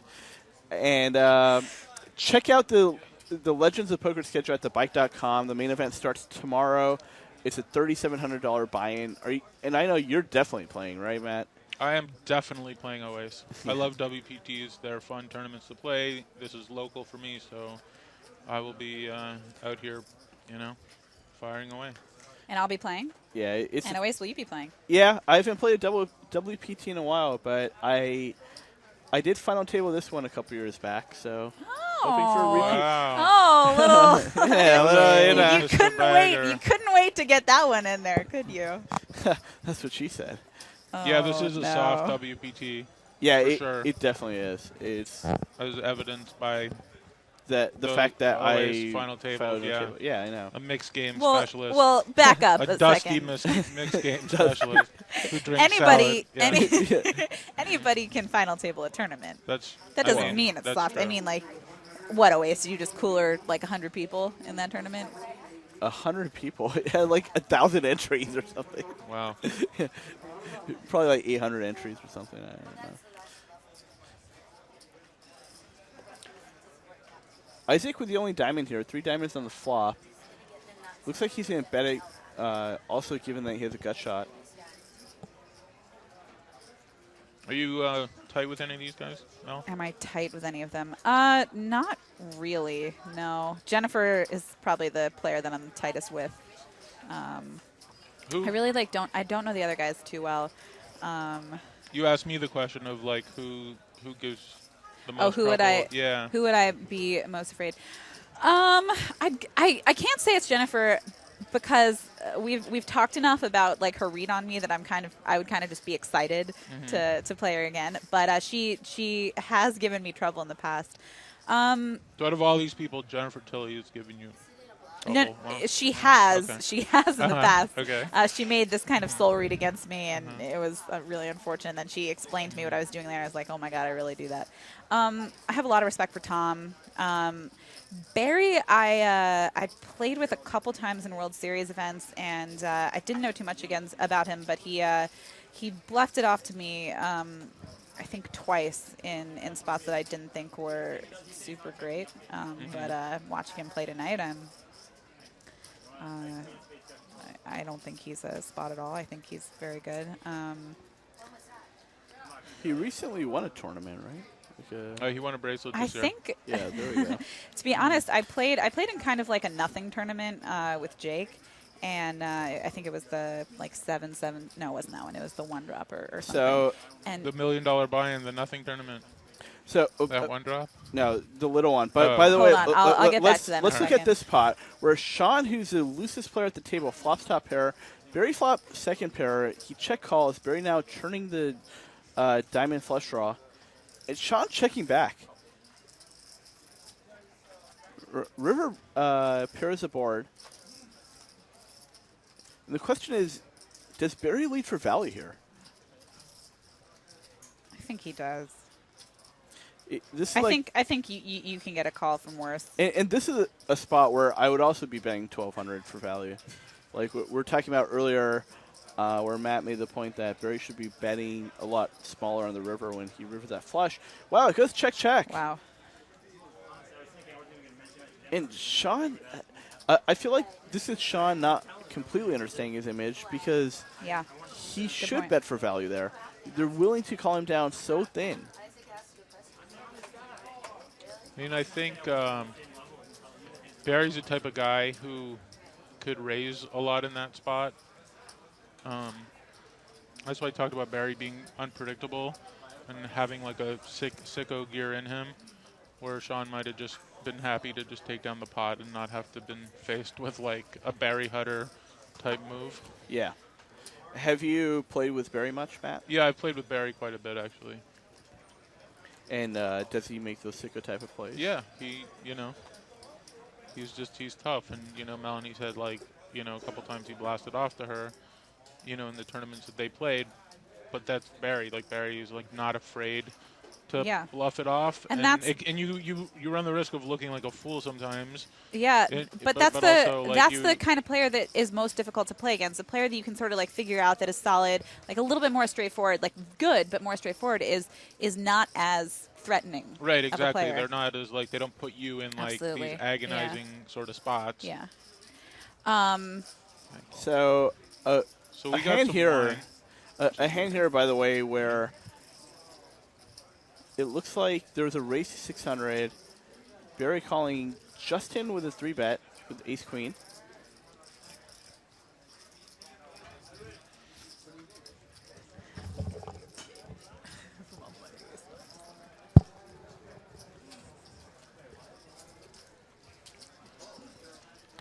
Barry gonna make the call. Jennifer calling as well. So 3-way flop here.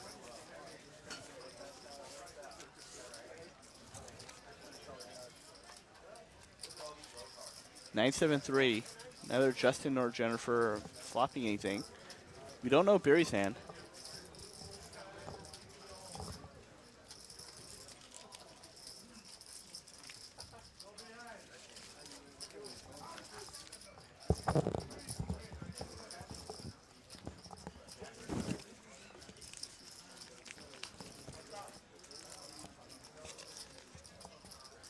Justin with a bet of 3,200.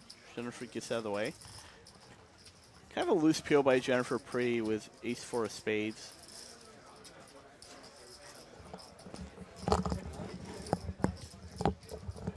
Barry asking Justin how much he has behind.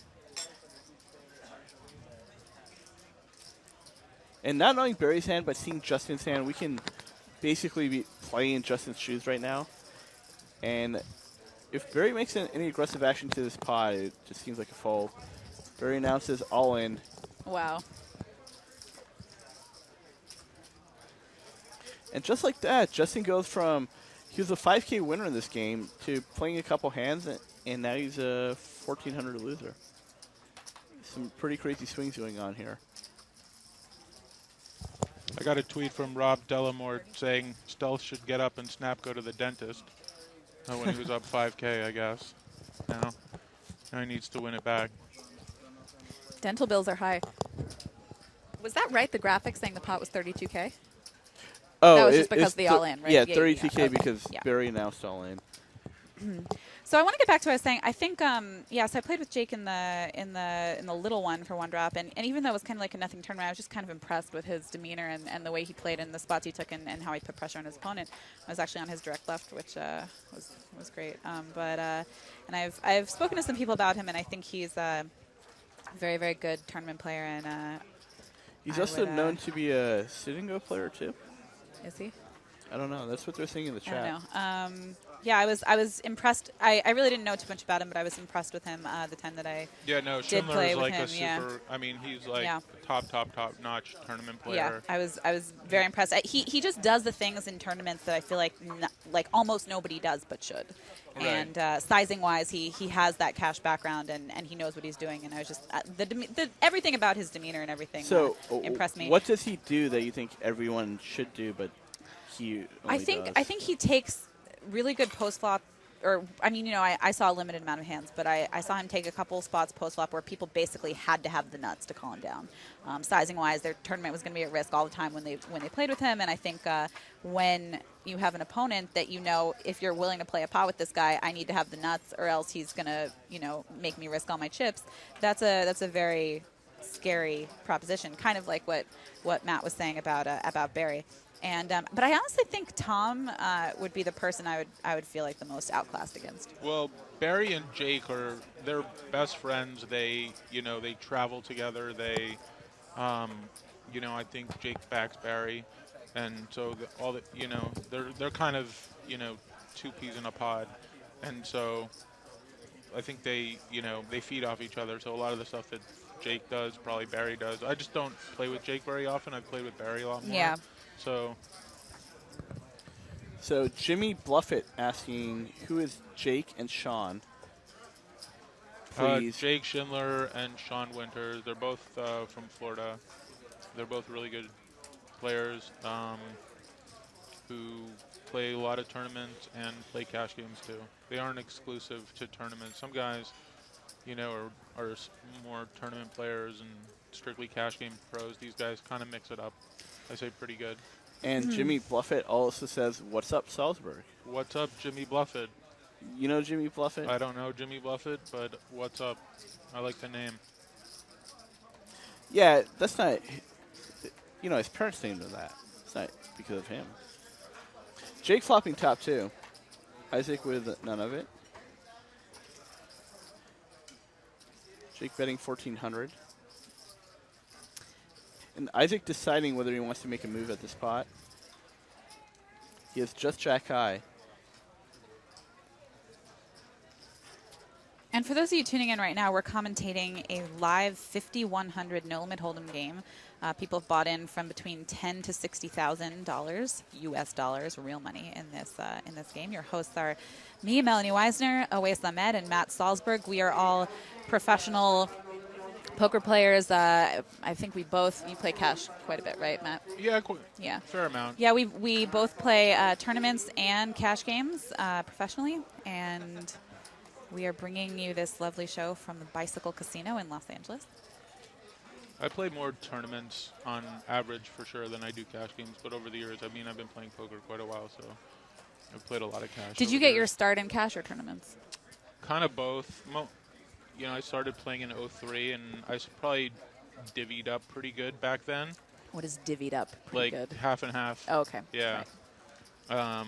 For a long stretch, just because when I work, Why play one when you could play both?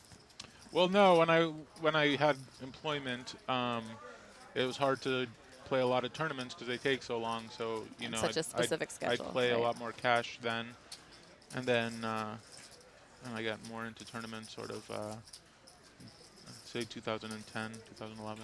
Even though I did play tournaments too, but I actually didn't start playing till I think '05, and I started with 10-cent, 25-cent cash online. I just would tell my mom, I'd be like, I need money for books or whatever at school. She'd send me like $100, and I'd just like immediately put it online, lose it. I'd be like, ugh, and then do the same, rinse and repeat over and over again. You still play those limits, right? Occasionally when things get rough, I go back to 10-cent, 25-cent, but I always run it back up, So. Yeah. How good are you? Wow. I just go broke when I get down to that limit and have to reload somehow. I used to when I was starting playing tournaments online, I was getting really frustrated. I couldn't go deep. I would sometimes like just blast off at like 5 cent, 10 cents. I'd be like, oh, F this, and just go down to that limit, put in $10 and just like go all in every hand, and like everyone would be in chat like, what a donkey. Because everyone in the chat totally still is not like, Melanie Weisner, what a donkey. It was such an interesting world, right? When online poker was still kind of like this new thing, and you were, or at least for me, I was kind of like figuring it out, and it was really exciting, and just like.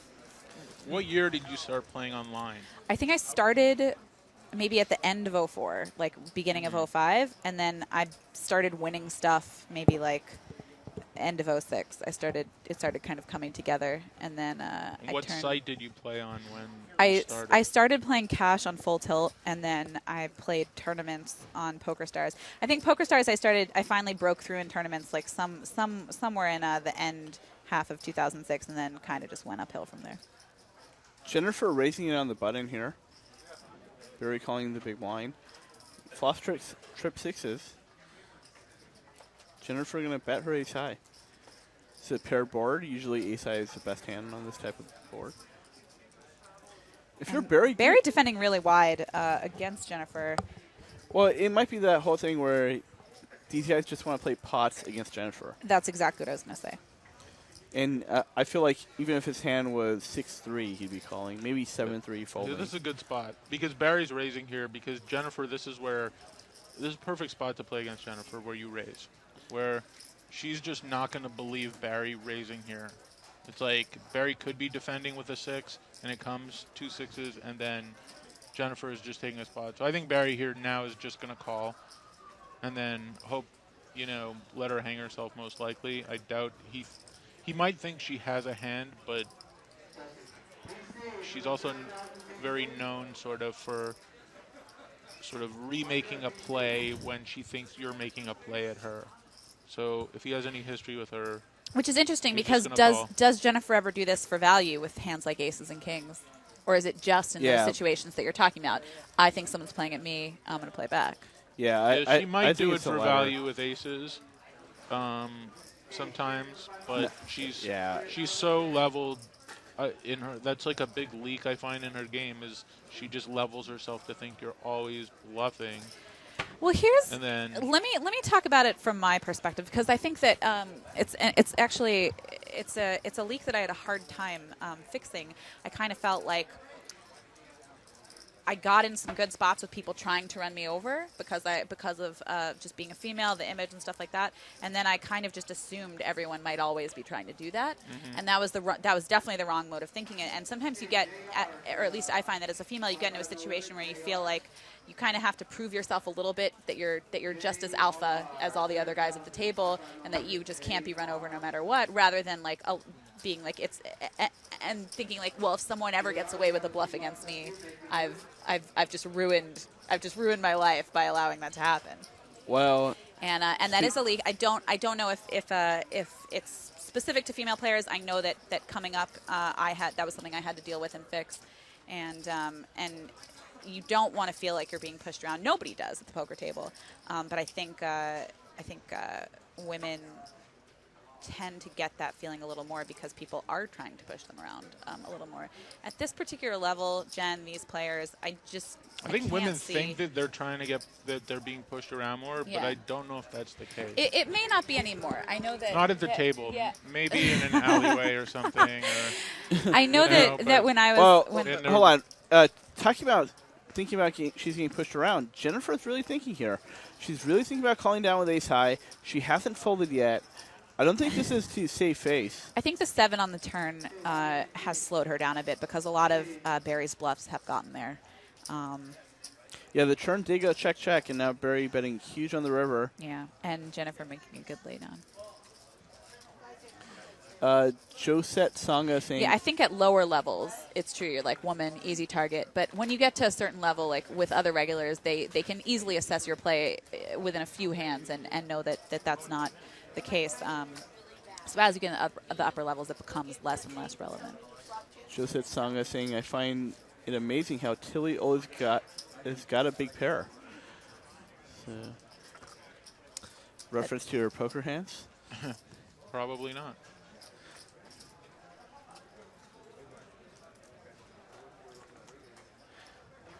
Rory Pop 2 saying, Justin told me he's going to buy in all diamond / platinum grill like Lil Wayne if he wins 20K plus in this game. He's going to get it. It costs 50K. Some insider information there. Matt, I hear you're going to get a grill soon. I don't think it's my look, to be honest. What did you hear? But I was going to get a grill. Yeah, a grill. He's going to... Oh, I thought you said girl. I was like, oh, No. which one? Which one are you picking out?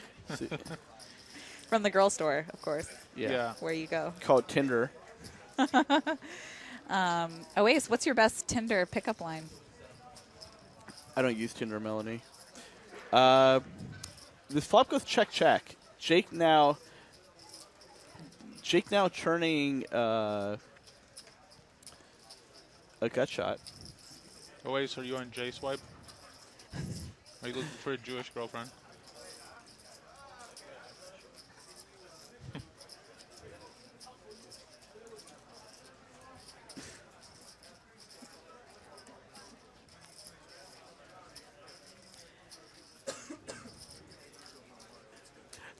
Jake rivering an ace. And Sean is thinking about making a stab at this pot. Although I feel like it's tough for him to win. Real tough, yeah. Like, in fact, he has so much showdown value that he can, in theory, he could have a bluff catcher, too. And he does elect to give it up. Quite disciplined by Sean. Well, he did just have king high, but on that board, maybe king high is the best hand some of the time. Because when Jake checks back to his streets, he also has some showdown value too.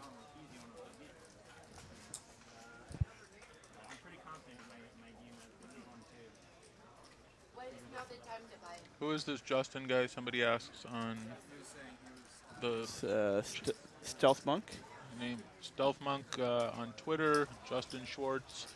He's a tournament player. He's one of the best people you can follow on Twitter if Yeah, you're looking for people to follow in the poker world.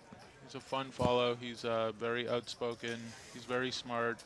He Very smart. won the Sunday Million when he was very young, and then Never looked back. Had some issues, I think, with his family and the money with it, and was living in his car for a while. And was Is this homeless. true? Yeah, this is true. Wow, I didn't know that. Yeah. And, Wow. So and then, had a very deep run in the main event this year. It was kind of a Cinderella story in a lot of ways. He was coasting. He was on cruise control, sort of destined for the November 9, and got massively coolered in a set-over-set situation with 14 people left. And a lot of people were rooting for him. A lot of the whole online community was kind of like a big underdog story. wow. Just from everything he's sort of gone through in his life. That's amazing. I actually Yeah. didn't know that. So Matt Salzberg, the unofficial biographer of Justin And Schwartz. Robster1 asking what online games is Stealth playing. Do you know what he's playing right now? Oh, right now? I don't know if he's playing online. I think he's living in Vegas. I think he's been playing PLO. He's been playing like 25, 50 PLO cash games throughout the summer, mostly. He actually, this was a crazy story. He was selling some action to the Foxwoods, like a Foxwoods main event a bunch of months ago before the World Series, and he offered himself at like an outrageous markup of like 3.0, and I opted to buy him. Yes.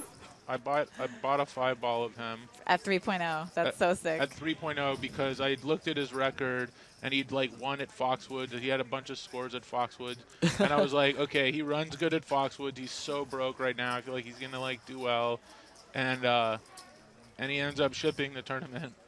You are unbelievable. And, it was kind of on a lark, and then he also sort of cross-booked himself against Daniel Strelitz, and so Strelitz basically had to pay out on it also. So it was like this whole, That's sick. crazy thing where, not only did he win, but then he punished Daniel Strelitz for the crossbook, and it was pretty. That's so funny. Yeah. That's hilarious. So Murph64 asking in the chat about the buy into this game. It's a minimum buy-in of $10,000, and Jennifer Tilley bought in for $60,000, the largest amount. Sean Winter, we see right there in the white shirt, he bought in for $40,000. Jake had bought in for $30,000. I believe Tom had bought in for $40,000 as well. We've got Isaac raising under the gun with queens, called by Jennifer, King Jack, and Barry with nines. You might get a street out of Barry here. Is Jennifer ever going to make a play at this with 2 overs and a spade draw? No, she's offsuit. Yeah. She's over it. She has one spade. Yeah, backdoor spades. No, and she'll give up once Barry calls.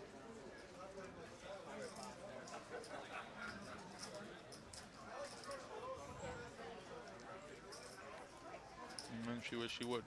Well, she's glad she did because Isaac has queens.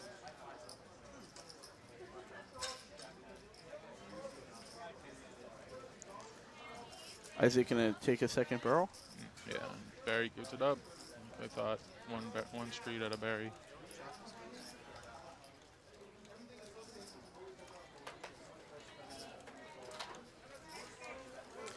Yeah, and that's really a street that Isaac always has to bet because of some draws that Barry might have had that picked up extra outs. If he had if he had a flush draw and then turned, some sort of gutter or something with an overcard. I'm just wondering if Isaac can, what turns Isaac can check. Maybe like a 4. You could check a 4 to get value or to induce Barry to bet worse. I don't think Barry would necessarily bet nines if check to. But He may get a street on the river, possibly. yeah, or if Barry had a 10, like, you know, having a 9 or a 10, you can say relatively, oh, it's only one notch difference, but the card removal actually matters in that spot too.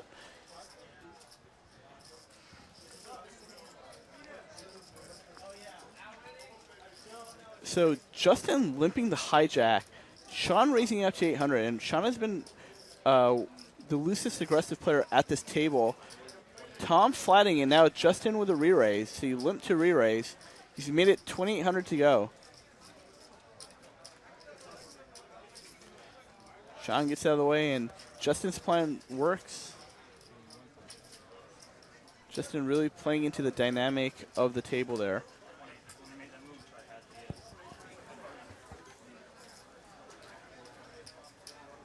Justin did some prop bet with Negreanu, I think. I don't know if it actually. I did hear about that.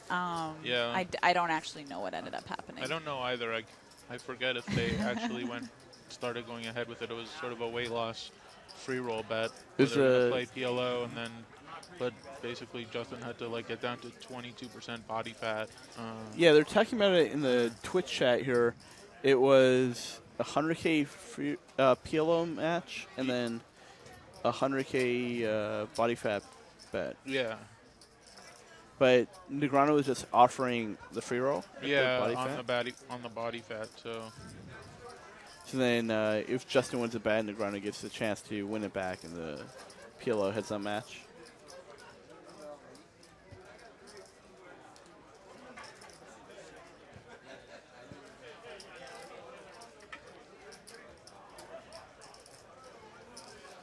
Jake with a 3-bet to 2,000. Sean makes a fold.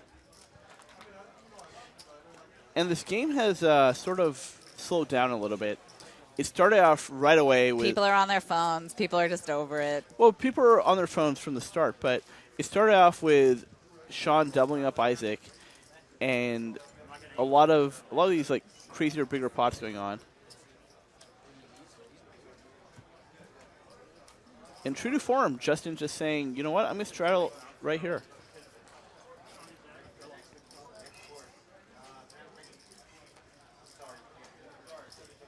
I think Justin looks like he's lost a bunch of weight also since I'd last seen him. So maybe, you know, whether or not the bet's going on, I think it's probably doable for him. So Jennifer calling 7-6 suited on the button, the hand that we saw Tom muck earlier in the blinds. Barry coming along in the big blind. I'm a big proponent of people being healthy, and I'm a big fan of Justin's, and I think he would get a lot out of it if he ended up doing that bet. Well, it's a free roll. You just have to yeah, free roll. But it's really amazing the difference. You really don't think you could feel like so much different than you do when you're just kind of doing your normal routine, eating the way you are, et cetera, et cetera. But it's an astounding difference I've found personally. Of course it is.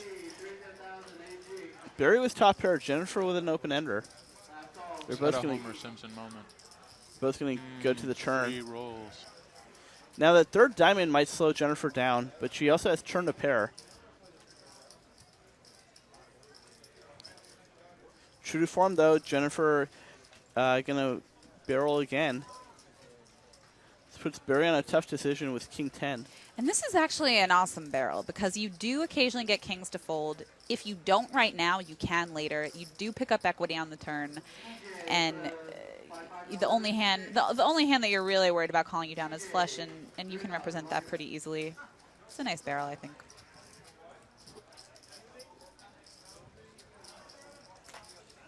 So what's Barry putting Jennifer on when he makes his call? Jennifer's just going to give up. It's a good question. I don't know if I think Jennifer is, as we were saying, unpredictable, likes to get involved. I don't think she's able to be ranged in quite the same fashion that these other players at the table are. And it's more of the absolute value of my hand is strong enough here to call another bet, pretty much. Her range can be flushes, it can be kings, it can be straights, it can be like the hand that she had that picked up equity, pair and a draw.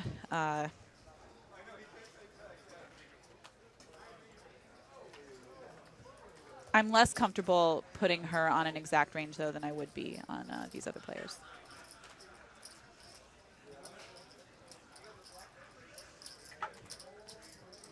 Raised by Justin, or sorry, by Jake, and Sean makes the call.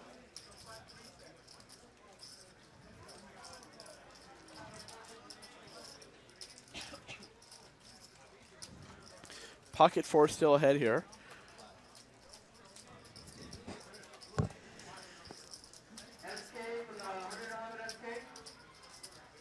And Sean with a reverse float. He's now turned a double gutter. This might be the card that he leads on. It goes check, check. And he actually rivers the best hand. But he's probably going to bet it as a bluff. I'm actually not going to try to predict what these guys are going to do. No, he says, you know what? I have the best hand against Jake's king and queen high holdings. Hingle. Someone in the chat, RoboEMF, just said Hingle McCringleberry. For those of you who have seen Key and Peele, that's the best one. He does this amazing East-West College Bowl where they basically like announce all the names. Have you seen what I'm talking about? No. Have you not? You No. just want to hear me say some of the names. No, You've no, seen no, it. no, no, I haven't. But you know Key and Peele. No. Oh, stop it. I swear. I'm not, Leave the room. Okay. Direct me, guide me. Key and Peele are amazing comedians. I know that they have a sketch Matt knows show. this. They have a sketch show, and Okay. and they do these little skits. If you guys want a good laugh, put on YouTube Key and Peele East-West Bowl, and you'll. Yeah, so have you ever seen a football game where the players introduce themselves and they'll be like, you know, Brian Westbrook and then Donovan McNabb and number 32 or something like that, right? Okay. And so Key and Peele did a spoof skit where they just had these players with these absurd names. Uh-huh. And that's the whole That's skit. one of It's the just, names. yeah. Gotcha. And it got like more and more absurd. Xmas, Jackson, Flaxen, Waxen kind of thing. And then there's like one that's just like a drill sound, formerly known as, and then like another name. Yeah. It's a bit I didn't find too funny, but some people find it hilarious, apparently. Oasis, you're dust. Oh, wait, shut it. Nobody wants to hear from you. You are dust. Danny Buzz 11 saying Sean Busey chopped that Foxwoods bird. Give him a Donk shout Play saying, I knocked out Hutter from the super high roller. No, Seminole Hard Rock. Seminole Hard Rock Poker Open last year, and he cried like a girl. That's before he won the bracelet. I cannot picture him crying like a girl. I just Yeah, can't do it. I'm gonna go with Donk Play just trolling the chat You think people would do that? Cry? No. on the internet. Like a girl? No. Like a man, like maybe. a baby. You know, like a widow, maybe. But you know, what's going on? Somebody always. Someone broke in here. We need Someone's here to security. pay off We Oasis. need security in the booth. We got wizards coming in to pay off Oasis. I hope you're not buying his action in like a tournament or something. Buying Oasis action? No. Okay, good. Please, One final table is enough. one final table. I have 2 this year already. No, I mean in the World legend. Series. I mean, Oh, card. God. Yeah, how did you get that? Oasis just coolering hundreds of people. Yeah, hundreds upon hundreds. I literally play with everyone in that tournament.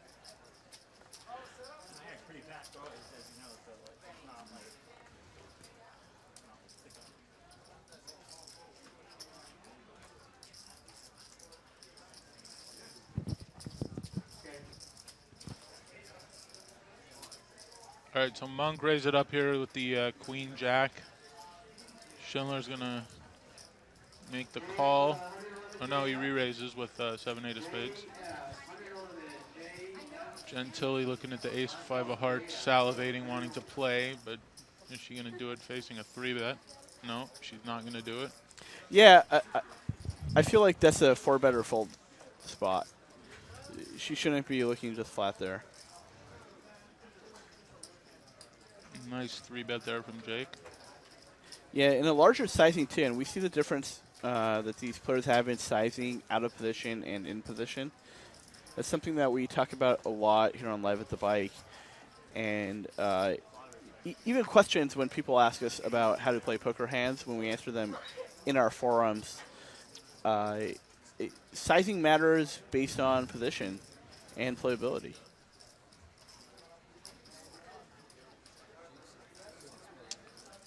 You know, it's an interesting table draw, too. You know, Justin is sitting in a spot where he has the two most active 3-betters to his left in Sean and Jake, probably. So he's not really in an ideal sort of spot. Like, Jennifer's probably not going to 3-bet too much. Isaac is, you know, not as loose as Sean would be. So I would say Justin's kind of in the toughest spot on the table in terms of where he's sitting.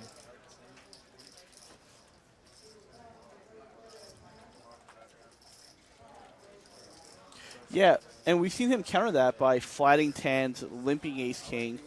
So there's some counter moves that he can do. Yeah, for sure. And perhaps he should be working on developing more of a limping range than a raising range. Yeah, some like spots. in a spot there with like Queen Jack, he's going to open and then Jake 3-bets and he just has to fold.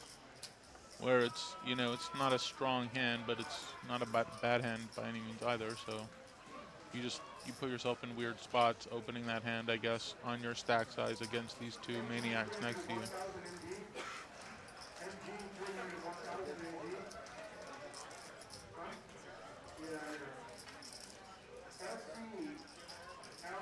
Both players flopping second pair.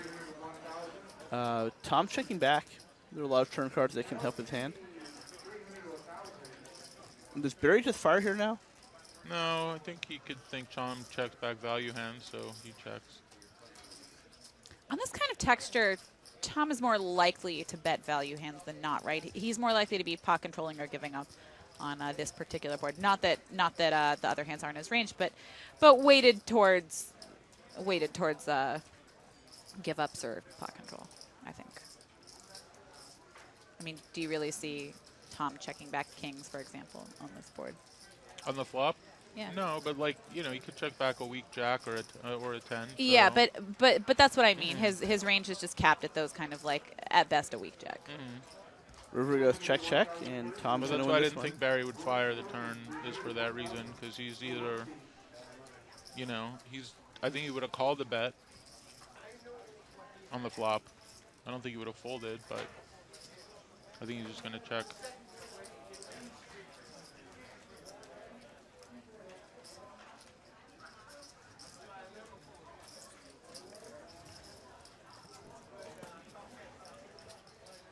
Julie's in the chat saying, I know nothing about poker. Why do half of these people look like they are homeless? Great question. Actually, most of them are homeless. Most of them are homeless. It's not even Well- a joke. I mean, they literally travel all over the world. Totally true. You know, Barry lives at the Aria, so, I mean, the Vidara, so he doesn't have like a permanent home. He's there for a few months, and Stealth Monk is literally homeless. Let's take this opportunity to meet these players. So in seat 2, we have Jennifer Tilley, Jade the Killa. She has 17 homes. Jade Killa, the Killa, too. She's a Hollywood actress, married to poker pro Phil Locke. No, they're not married. No, not married yet, but they're in They're quotations coupled. married. They're Yeah, coupled. they're coupled. Seat 3, we have Isaac Barron, known as Wes Menlo, AA Online. Long time grinder. He's one of the OGs in poker. Made a lot of money online as well as live. Definitely a very, very good, very smart player that's sort of stood the test of time. And seat 5, we have Barry Hutter. Barry, a high-stakes cash and tournament player. Seat 6, we have Justin Schwartz, also known as Stealth Monk Online. Seat 7 is Sean Winter. He is a high-stakes cash and tournament player as well. Seat 8, Jake Schindler. And seat 9, Tom Marchese. Tom Marchese, a former World Poker Tour Player of the Year as well. Is that correct? I don't think he was WPT Player of the Year. He may have been the Card Player Player of the Year or something like that. I don't think he won WPT Player of the Year, but I could be wrong. I actually think every single person at this table has a major title. Jennifer won the World Series Ladies event. Tom has multiple titles, multiple major titles. Jake won High Roller, I think, a 25K. Sean won a WPT, right? I don't know if Sean won a WPT. Or, maybe he did. I'm not sure. Or he won something, I think. Man, if there's only a website where we can look this up. Barry's won a WPT. That's what you said, right? No, Barry won a bracelet. A bracelet. Year. Yeah. A bracelet. And I'm sure Isaac has a title. It's kind of interesting to have a table full of players playing really deep stat cash that all have major tournament titles. Yeah, I mean, all these guys are sort of, very hot tournament players for the last several years, and Isaac's been around a long time. Tom's been around, sort of longer than Barry and Jake have been on the scene, but they're older. Barry and Jake are younger, so they, And it's funny because all these, like, quote-unquote younger players are still kind of old compared to when they started. Like, our generation is now in their late 20s, early 30s. We got a big hand here where Jake has now fired a huge bluff on the river, having the nut flush blocker into Jennifer straight.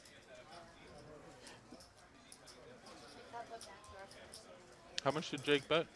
Let's take a look. It looks like almost 10,000. Wow. I think it's shy of 10,000, but it's. Oh, are those 5Ks underneath?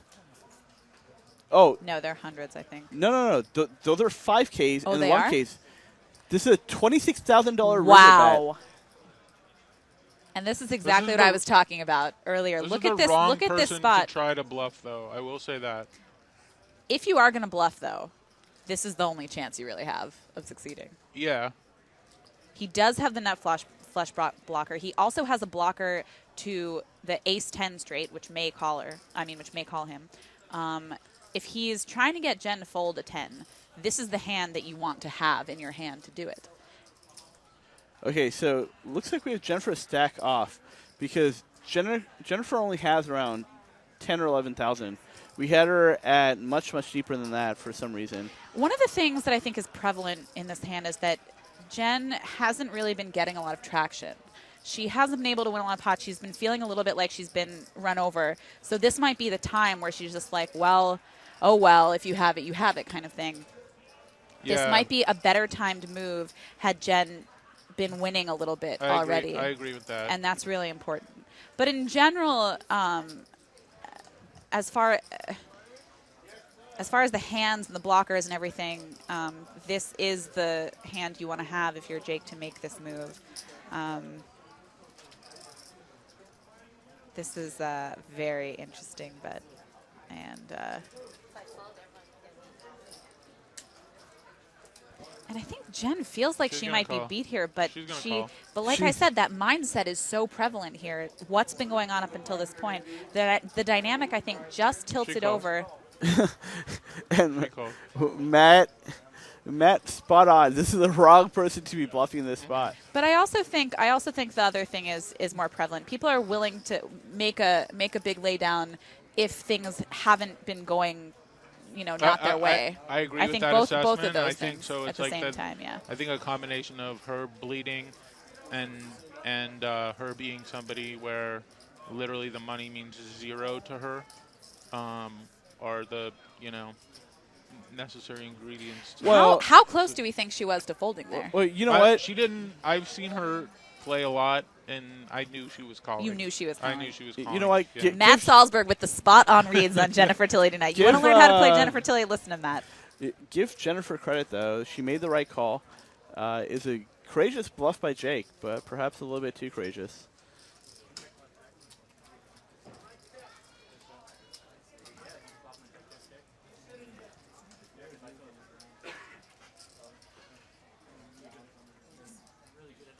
And with that pot, Jennifer going to double up.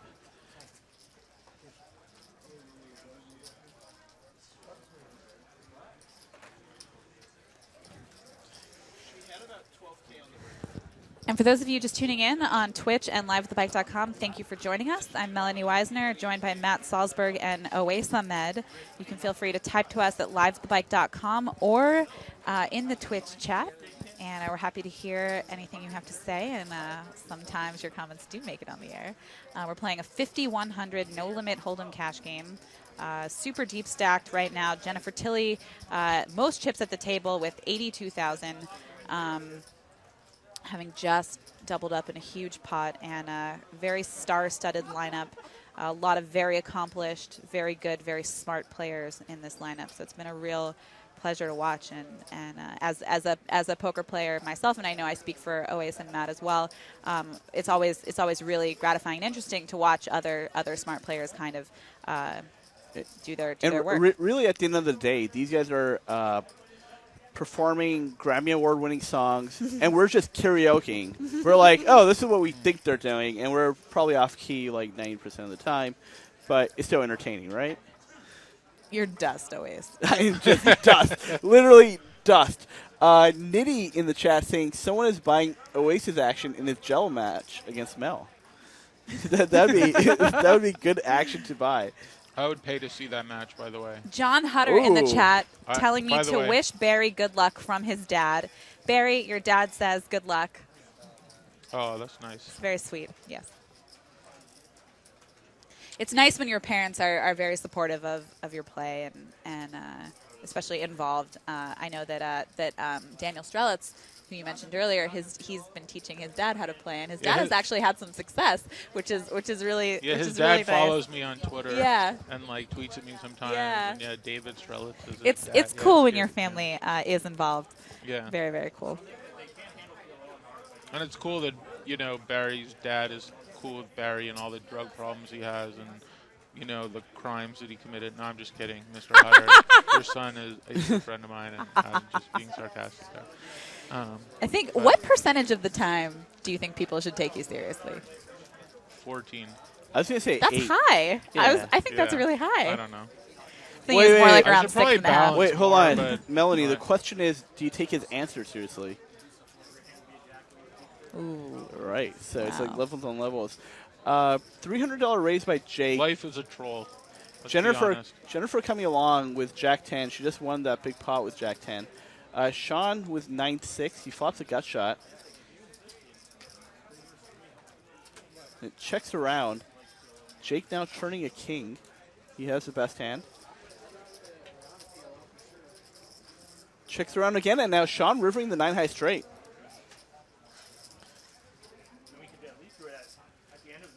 Okay.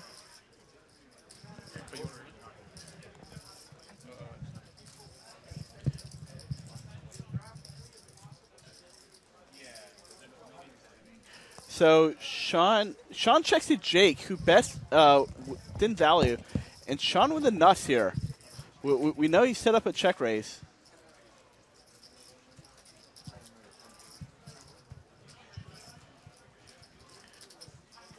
And there we go, Sean with the check raise.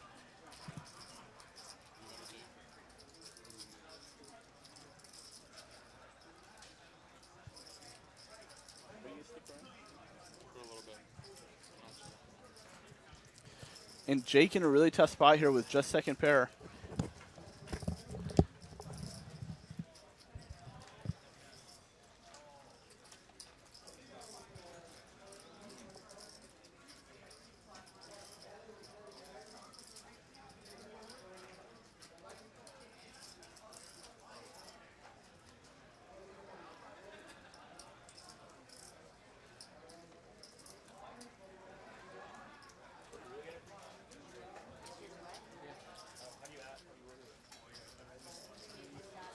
Jake makes the laydown, and Sean winning that pot.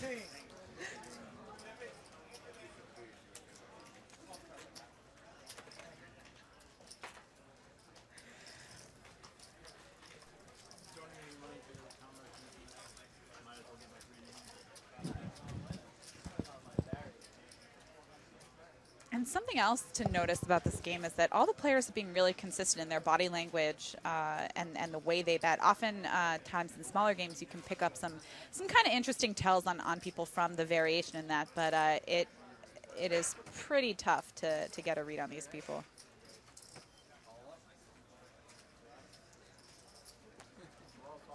Tom now under the gun with pocket fives.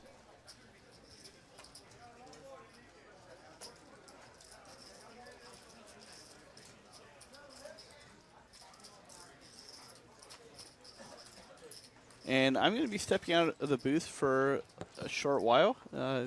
Replacing me will be Zach Freeman.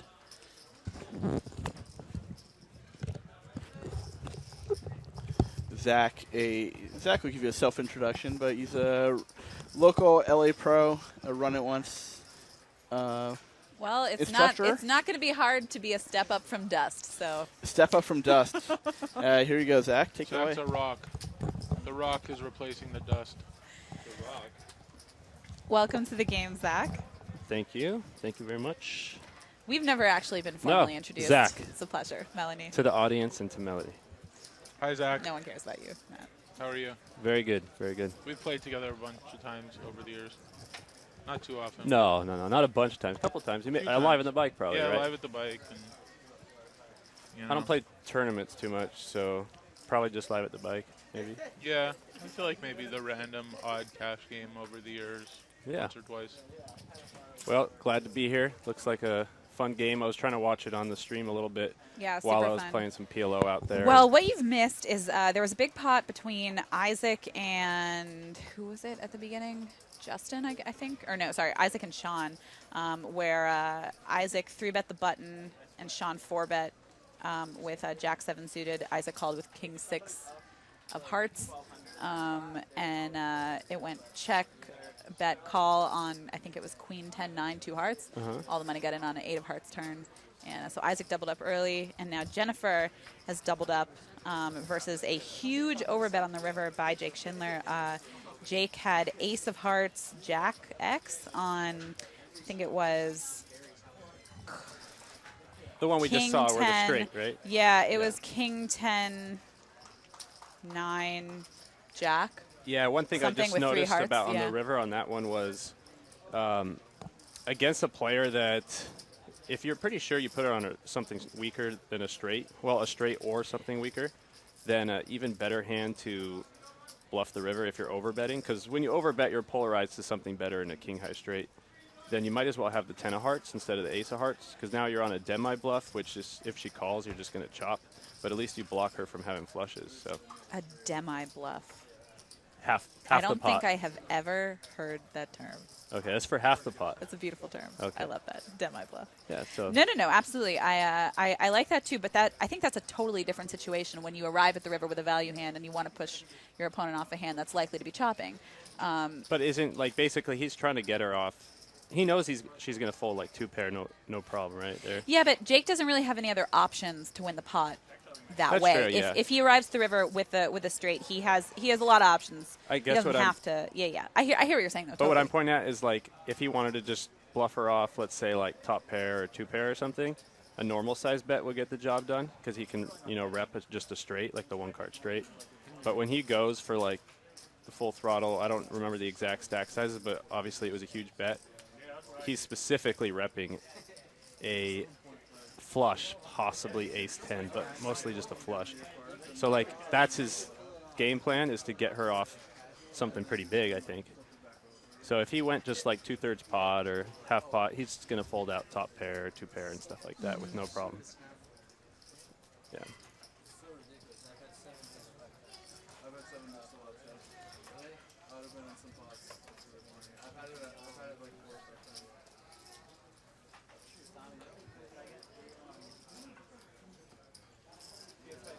So you're a cash player in LA. Yeah. I play at the bike quite often. I haven't been here lately that much, but I just kind of roll around to wherever looks best. Tournament players as well. Tournament player as well. No, not really. Just like literally maybe 2 a year or something. So Zach does not lead as exciting of a life. No WPT player of the year. Like No, the they You man don't two lose over. on a regular basis as much as we do. No, yeah. Tournaments, I should just quit tournaments right now because I was like, man, when am I ever going to cash one of these Yeah. damn World Series events? And then I got second, and I just, boom, done. Yeah. That's the way to go. Oh, that sounds. My only That cash. sounds My incredible. only cash is a second place. I've been trying to convince Anthony Zeno to retire. That's from a tournament noble poker. pursuit. Well, I mean, and then of course he just almost, he went deep again in EPT Barcelona just now, but he got 41st. But he's won so much lately that it's impossible to keep up this kind of pace. So he's beat the game. I mean, he's literally beat the tournament game, and the only way you can not beat the tournament game anymore is if you keep playing the tournament game. So you might as well just retire. I've said this before. I want him to stand stud in my bedroom. We'll bring in girls, impregnate them for $50,000 Zeno stud fees, and make money like racehorses. I think this is a great idea.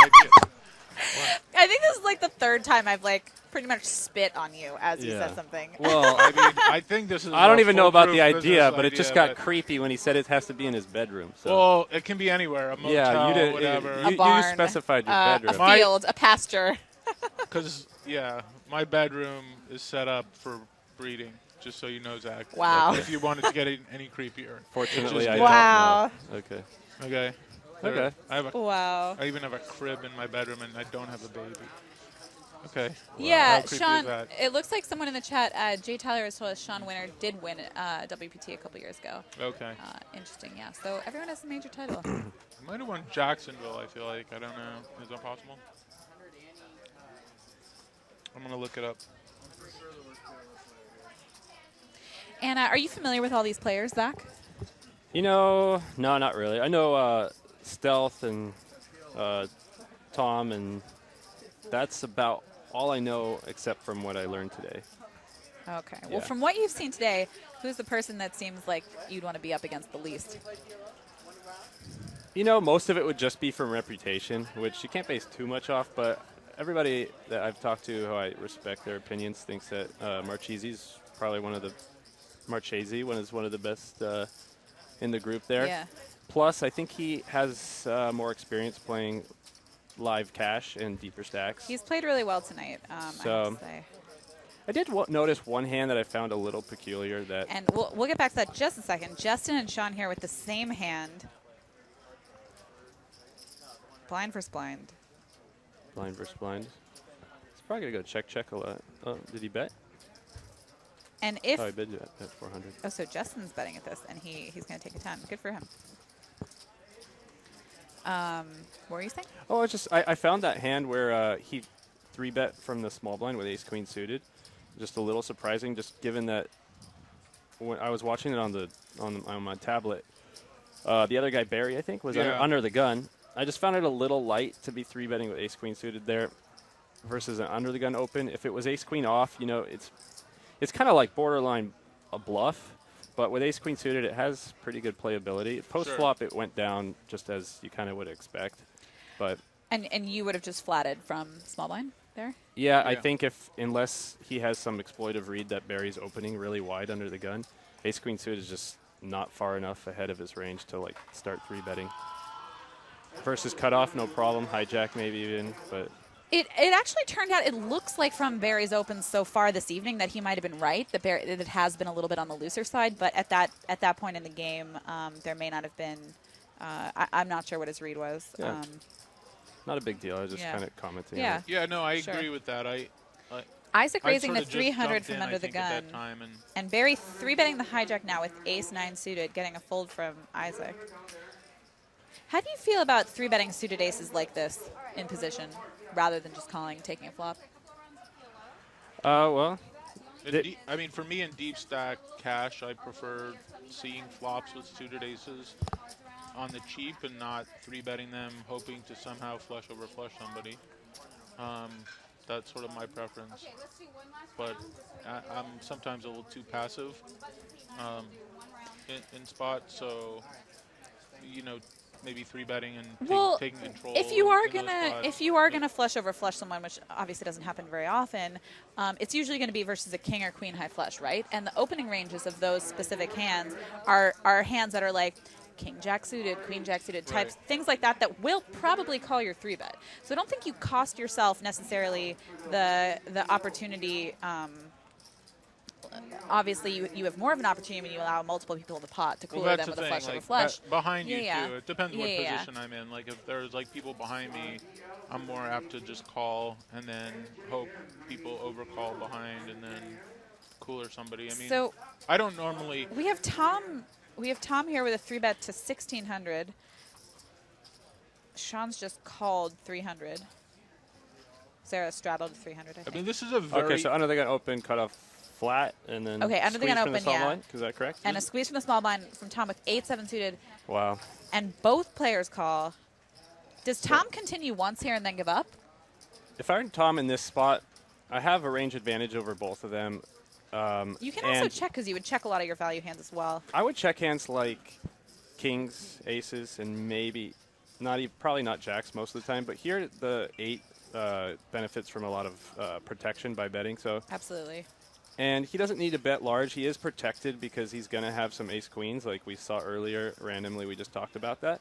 So he's not going to be able to get exploited by just automatically having Barry raise him off a hand. So I think just a small bet, even like 40% pot, does a nice job here. How much do you think is now factored into gameplay by the fact that he did 3-bet ace queen suited earlier? It did go to showdown, and people might think his 3-betting range is a little wider than maybe it would be normally. Yeah, I mean maybe His value 3-betting range. Maybe Barry will call down a little bit lighter in Right. this spot.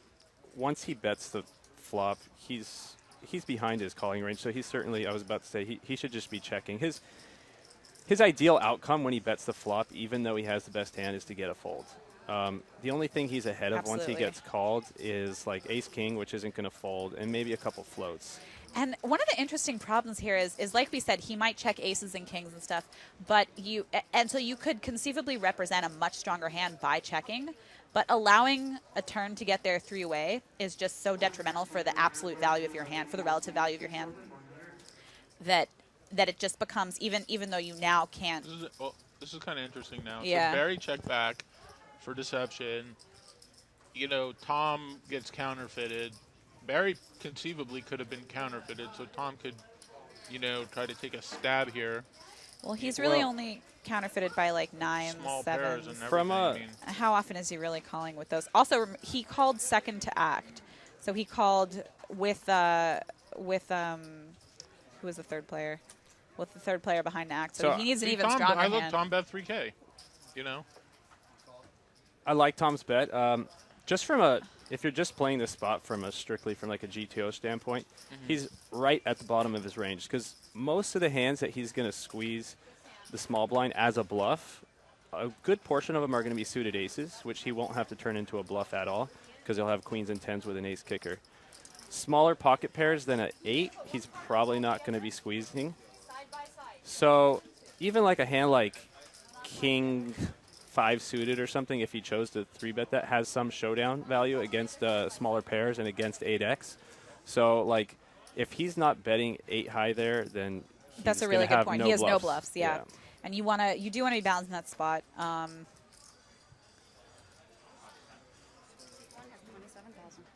But what did happen there? He bet and then He got immediately called and mucked.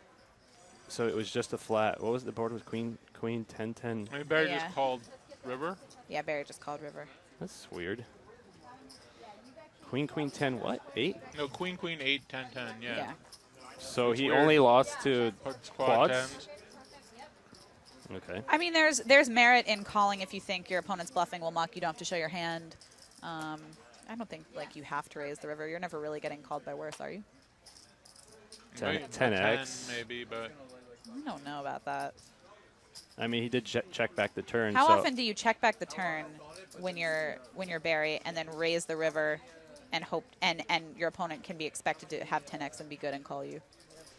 Yeah, at the same time, like a good portion of his queen X is betting the turn. So. And if you guys are wondering why we're seeing 4 cards now, it's because we were playing 1 round of PLO. We are nice. I think people want to spice it up a little bit, so we are going to play 1 round of PLO. If this stays Do you play a lot of PLO, Zach? Yeah, this is mostly what I play. I would So this play is great for game. Zach. Yeah, I don't play a ton of PLO. Do you?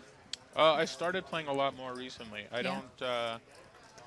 Yeah, I've been sort of messing around with it online and a little live, and it's kind of giving me like a renewed interest in poker a little bit more because I don't know the game that well, and I have fun sort of. Thick gravy and Ema. LOL, this guy dropping demi bluff. No big deal. Whatever. Where'd the flop go? It came and it disappeared. It's deceptive. Oh, there it is. So in check. That makes sense. I like the check by Sean.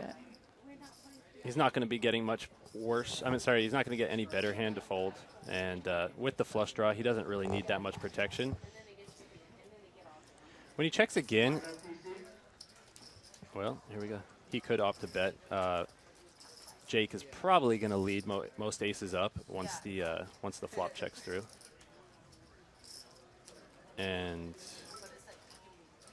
he's probably not going to get called very often here. But he still has a value bet with a jack high flush. Yeah. It's not as easy as a snap value bet as you would expect because you're looking to get called by like ace X. But given the turn went check, Jake's not going to have very many ace X. And a jack high flush. So basically your next, there's no straights possible, so your next hand rank you're looking to get called by is a smaller flush, and there's not that many of them. I still would value bet, but it's pretty thin. 10 high flush is probably a check back.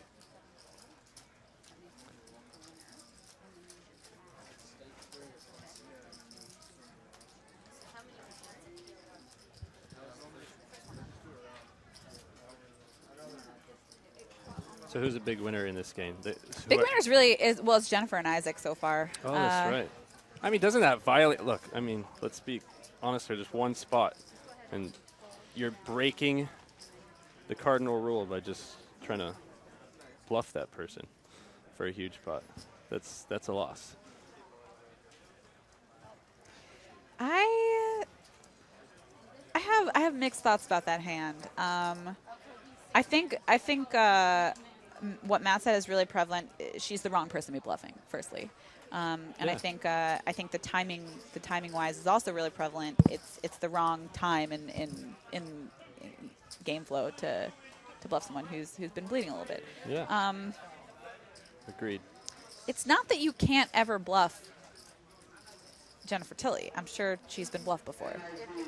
But right. in general, the way this game has been going, it seems like people have been able to do the best by having value hands against her, really. Yeah, of course, and bluff her off some medium strength hands, but Exactly. Like, I think she, there's certain strength hands where she just doesn't like to fold, and, like, straights, just because there's a flush up that backdoor is not something she's too into folding. yeah.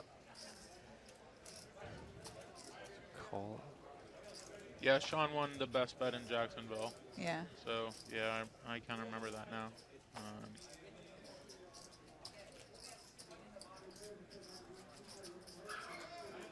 Okay, is the graphic lagging a little bit? So it looked like a limp pot, and then I see a bet by the button on 7-6 deuce 2 clubs.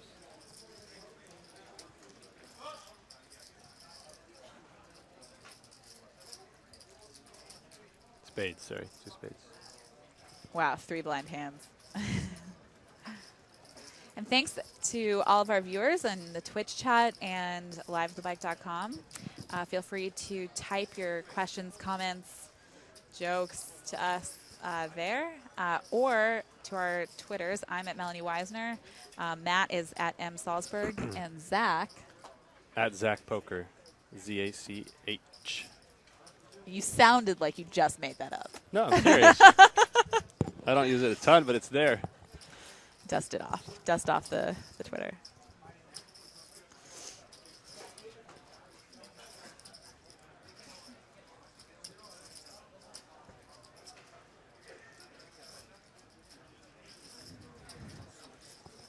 Isaac Barron, right? What's that? Baron? Yeah. Yeah. Someone in the chat asking if this is Isaac Baron. Yes. The answer is yes. Confirmed. It is confirmed. And it's not Le Baron, it's just Baron. It's not like the Chrysler. He's Isaac Baron. And you guys getting a taste for free. The Salzburg humor that most people pay for, as it is your career. So enjoy. Must have good editors. You never know what comes out. Sometimes you get gold, sometimes you get clunkers.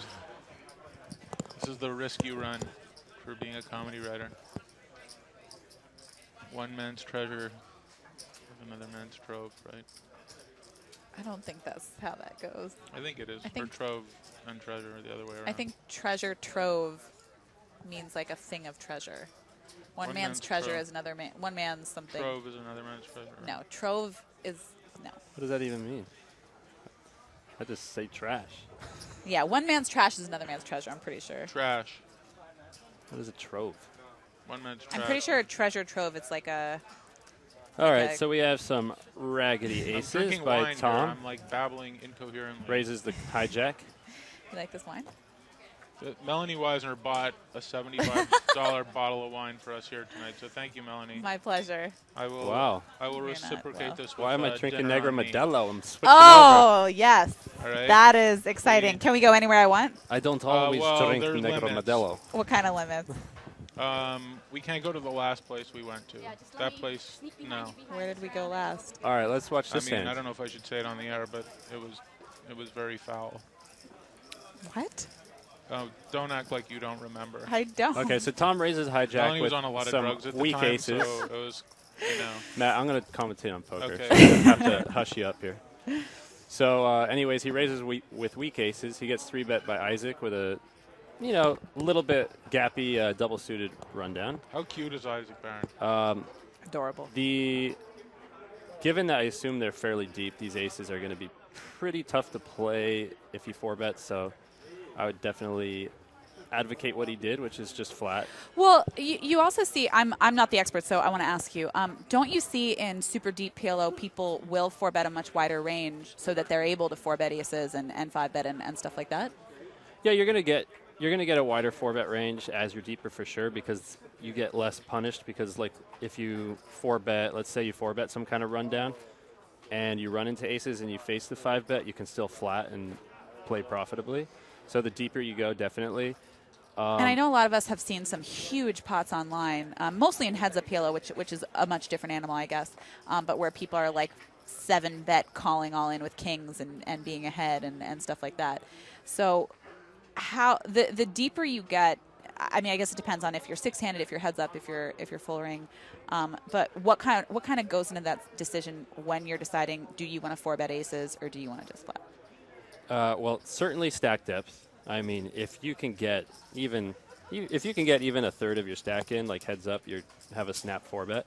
But the quality of the aces, your side cards are going to be a huge deal. That's actually a really important point that I feel like people don't pay enough attention to. I mean, if you have, let's just start with like really strong ones. If you have ace, 5, 6 double suited, you're going to flop a flush draw.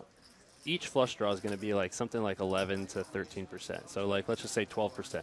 So 24% of the time you're going to flop a flush draw. And then 1 out of like 8 flops, you flop top set, right? So that's, what is that, another 11%. So you're like at 36% of the time you have nut flush draw or top set. And then your 5, 6 can flop an open ender, I'm totally guessing, but like 8, 9%. So now we're looking at like 45% of the time you have a hand that you're totally fine stacking off with. That's pretty cool. Yeah. Then you get those other flops like the occasional deuce, deuce, deuce flop. Nobody's going to bluff you, and you might get a little value out of it. So you get the idea, like, For the side stuff where you cards, have like deuce 4-4, where you're like still like pretty okay. yeah, and the side cards are going to make a huge Yeah. difference. Now the ace, 9, 5 that he had there, you're going to flop some gutters. You're going to flop like a 9 high flush draw. Only half the time you would if you're double suited. It's not near as good. So your playability and your ability to realize all the equity you do have and not get bluffed off your hand is going to be your biggest determiner for whether you 4-bet or not. Damn. That was a beautiful, succinct explanation. Thank you for that. Thank you. Appreciate I have it. a question for you, Zach. Serious question. Okay. In PLO. I feel like since he prefaced it with serious. Oh, it is serious. Yeah, no, it really is serious. Okay. You have the second nut flush on the river, Yes. and a guy you check, and a guy is just potting it. How often are you calling there where it's like the guy's going to have the nut blocker a lot, or he's going to have the nuts? Like, Yeah. would you just go by pot odds in those spots and just say? Now you're talking about straight, like no reads on the player. Yeah, like tendencies, I'm talking about online. Yeah. Yeah. Okay. Like So 6 max online, let's say. well, I would start by saying king high flush is mostly going to be a call. Now the only times like it can change is it depends what position he's in a little bit. I only say that because like if he raises under the gun and he has like, let's say he has a hand like ace 10 jack 6 or something with a jack high suit, that's a fold under the gun. And even though he has like, let's say the ace of clubs, he's going to fold that. But if he had ace jack suited, he might open it. So now he's going to have more suited combos of the ace and not naked ace blockers as much. But if he opens the cutoff, he's going to have that random ace of clubs blocker more often. So like versus at an early position raise, you might be able to fold some percentage of your king high flushes. Interesting. But he could have he could just have two aces a lot of the time. True, opening, but that's right, still yeah. it's still Or like with the it's naked less ace. of the time. it's still yeah. reducing the combos of just like naked Yeah. ace of clubs he has. That's or really something. interesting. Do you coach? Yeah, I'm on runatonce.com. Oh, cool. Do PLO videos. Not sure if I'm supposed to plug different sites, but you asked me. So yeah, it's You think I a would good ask him site if for he learning didn't PLO. coach? Ask some Oh, you meant like rando? personal coaching? Yeah, I do that. I do that as well. Yeah. Do you life coach? Life coach? Oh, jeez. No. But if you want to dabble in PLO right now, there's a very good game to go play Yeah. right outside. Yeah. Really? Yeah. Right As long as here. you know, right here. As long Right as- here. What's Well, so good no. about it? There's a 5-5 with a rock Speaking of aces, game.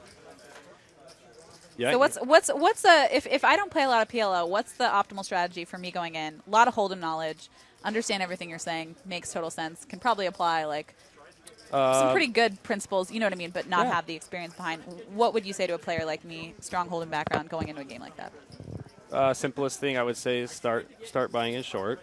That's pretty easy because you just get in less marginal situations, and the normal things like play tight because there's some hands that might be profitable if you're really comfortable post flop. But Well, one of the best things about PLO is that people, especially people just like kind of splashing on, are going to play way too loose, way too many hands because I feel like they can make so many hands with the four cards, right? Even winning pros, I think don't respect pre-flop play because they say, oh, the equity just runs so close. But the thing Right. is, like, when you flop a 10 high flush draw in a 4-way pot, you don't know if it's good. So, like, when it goes bet and call, it might be one guy with two pair, one guy with the open ender, and you might have great equity with your 10 high flush, but there's no chance you can call. So, not only do you need to, like, play nut draws because you'll face better hands, but also you need them because even when the weaker draw is good,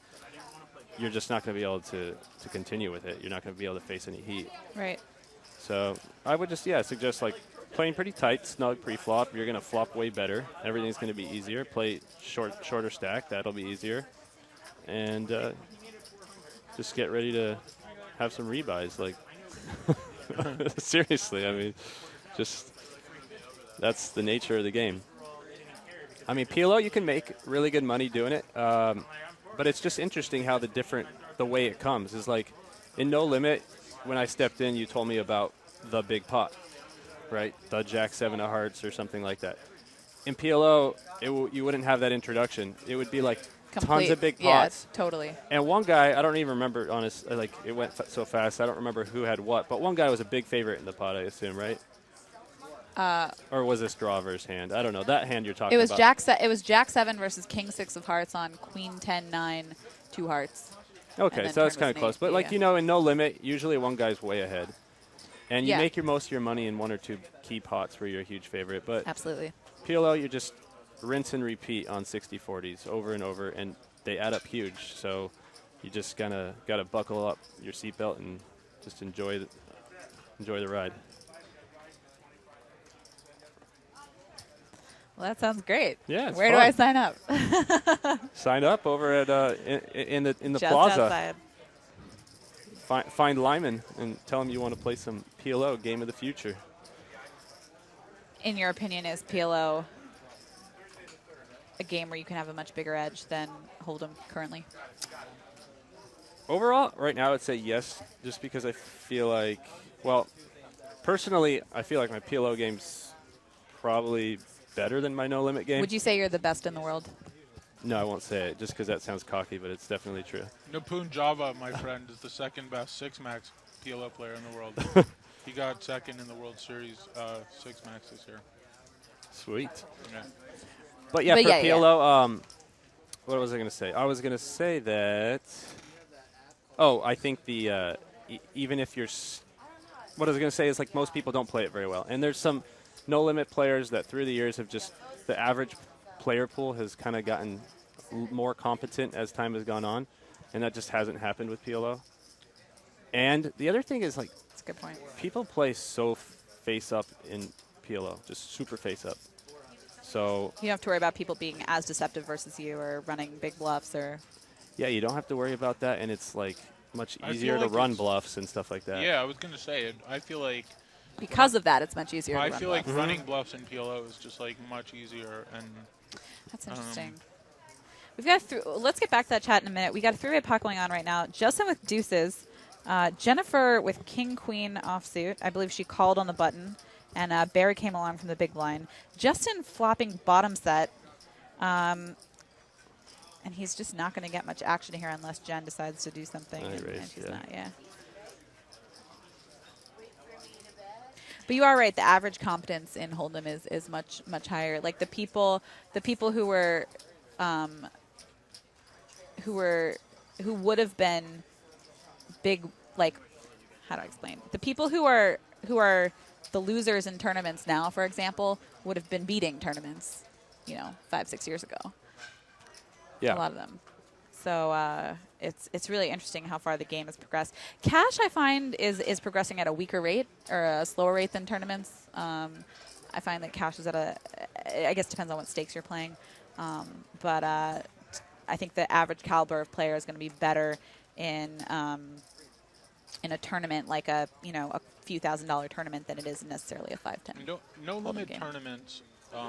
In my view, there's so much variance in certain forms of no limit tournaments where the edges are very, very small right now, whereas the deeper stacked ones that you get, those are where you can still have an edge.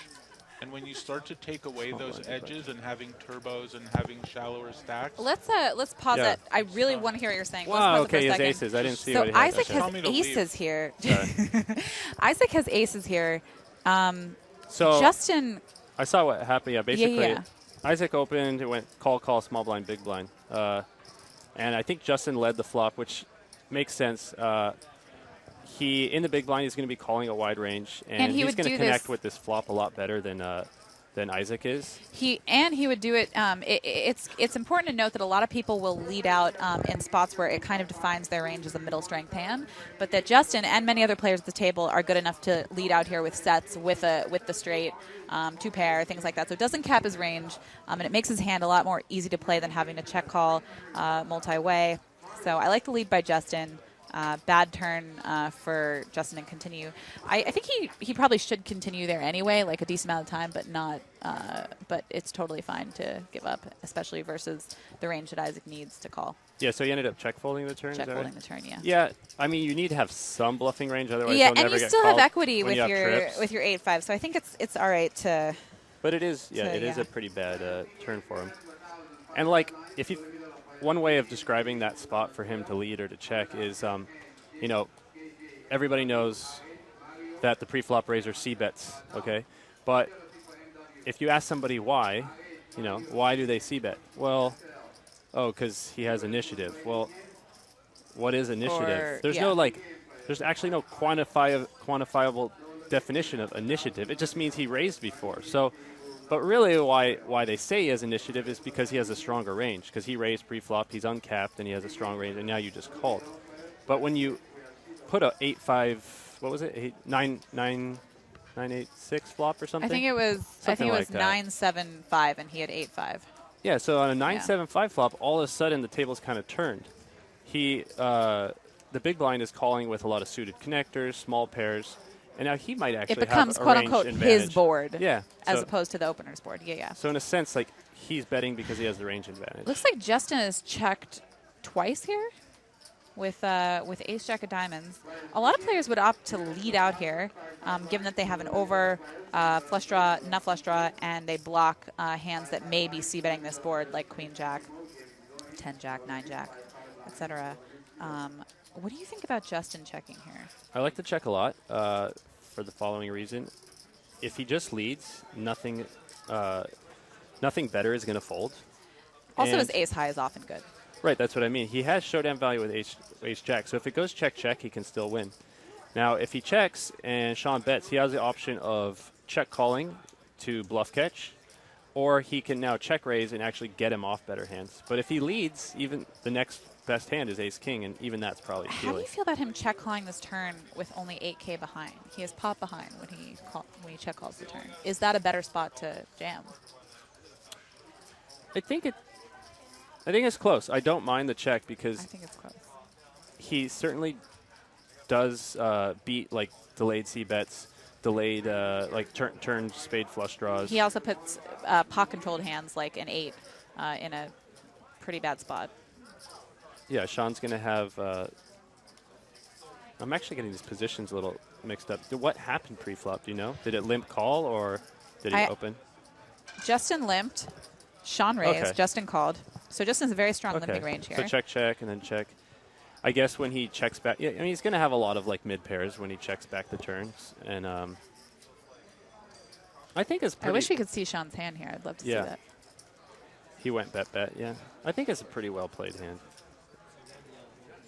Raising the turn some of the time is definitely fine, but like I'd kind of rather just do it with a hand that has less showdown value, like 9-10 of diamonds, or even a smaller flush draw, a naked flush draw.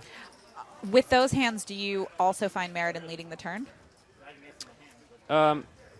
Yes, because with like 10 high, right. you're not beating anything. So I think it's pretty rare that he takes that line with like 10-9 of diamonds because he just leads the turn with those hands, right? Yeah, you should probably just mix it up. I'd say He said he had aces apparently. Interesting. Hard for him to have aces given that Justin has an ace, but yeah, I don't know about also that. I think that's a flop that aces just bet. Yeah. Pretty much. But he said it. He said it. He must have said it. He's got to have it. Oh, apparently Lizette asked him. Oh, okay. And he told her because she needed to find out the cards. So that'd be a cool lie anyway. That is a cool lie. If it's a lie, we'll never know. Let's hope it's the truth. Well, it's a little result. How often do you tell the truth about a hand that you play, Matt? 46%. Wow. That's the perfect amount. Oh, look at this, guys. Jennifer is going to win monies. Oh, that's Huge awesome. cooler situation here happening. Tom's going to raise with kings, under the gun at 300. Jennifer making it 800 behind with aces. My first thought is that that's way too small. With tens. Way too small.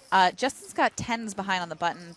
Jennifer, These I tens find actually are going to... Oh, sorry. I'm sorry to interrupt. Go ahead. No, that's okay. No, go Jennifer, I find, is less likely to be making a move pre-flop than post-flop, given what I've seen. I was going to ask you that. I had do you that agree with that? inclination. Yeah, and no, just, that's definitely, did Tom raise under the gun? Tom raised under the gun. Jennifer 3-bet to 800, which I don't think is big enough at all given stack sizes. I think she needs to make this like 1,000 or more. I think Tom also picks up on Jennifer too pretty well, probably, where he probably knows that she's not going to 3-bet very light. So the problem here is that Justin's now cold called the button with tens and only 7K behind. Yeah. So that's a good reason for Tom to try to get it in against Justin here and maybe represent a weaker range than he has, like ace, king, jacks, queens, whatever. Might just want to go ahead and get this in against Justin. Wow. Okay, look at this. So these tens I was going to mention, like kind of just sort of they're a catalyst to the pot.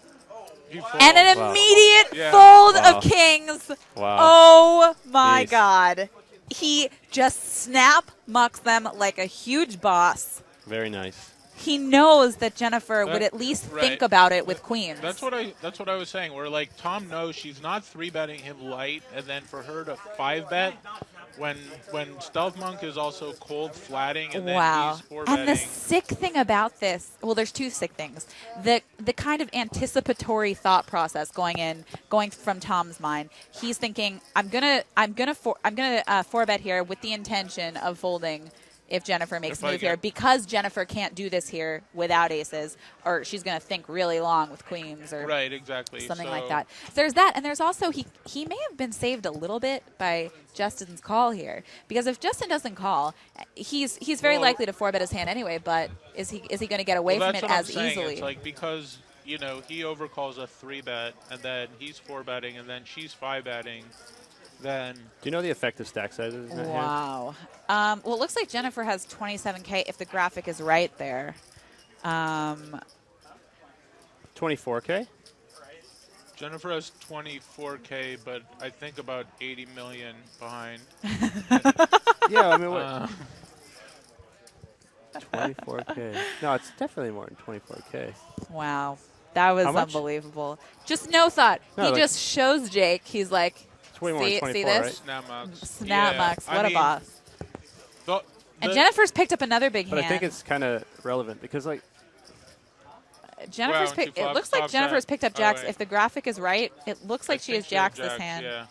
And Jennifer does have jacks. Another big hand. Here's her rush. She's flopped top set. She's not going to get much action. though, I Unfortunately don't not, think, but she's unless- checking it, so well- so maybe. ooh, Well, they both pick have a up gutter. gutters, yeah. This Wow. would be hurt if A it was just like 10. offsuit 10. A 10 would be pretty. And I Sean's, think a king or a queen will get her paid as well by at they're least both one of them. folding, But though, we I see think. Sean's O face on the 10 of hearts. Pretty sure they're going to fold, yeah. wow. So Jennifer's obviously on fire at that the fold moment. was extremely well done, and he had the whole hand planned out of what his reaction was to the You know, 4-bet. the annoying thing with Marchese's hand for Marchese is, Kings is such a strong hand that you hate having to 4-bet and then, fold your hand because your hand is so strong where, like, he'd rather just, like, call at that point and then, at least see a flop. But at the same time, sometimes you have to. What do you think about just calling there in Marchese's spot? I mean, You close the action. they're super deep. I guess if she has over like 20,000, he makes it 30. If he makes it 3K, so if he only thinks she's ever going to do that with aces, then Yeah. you could part with the 3,000. But I think there's definitely a case for calling because you don't want to like 4-bet fold a hand as strong as kings ever because your hand is huge, and this could be the flop that Tom Marchese could have hit.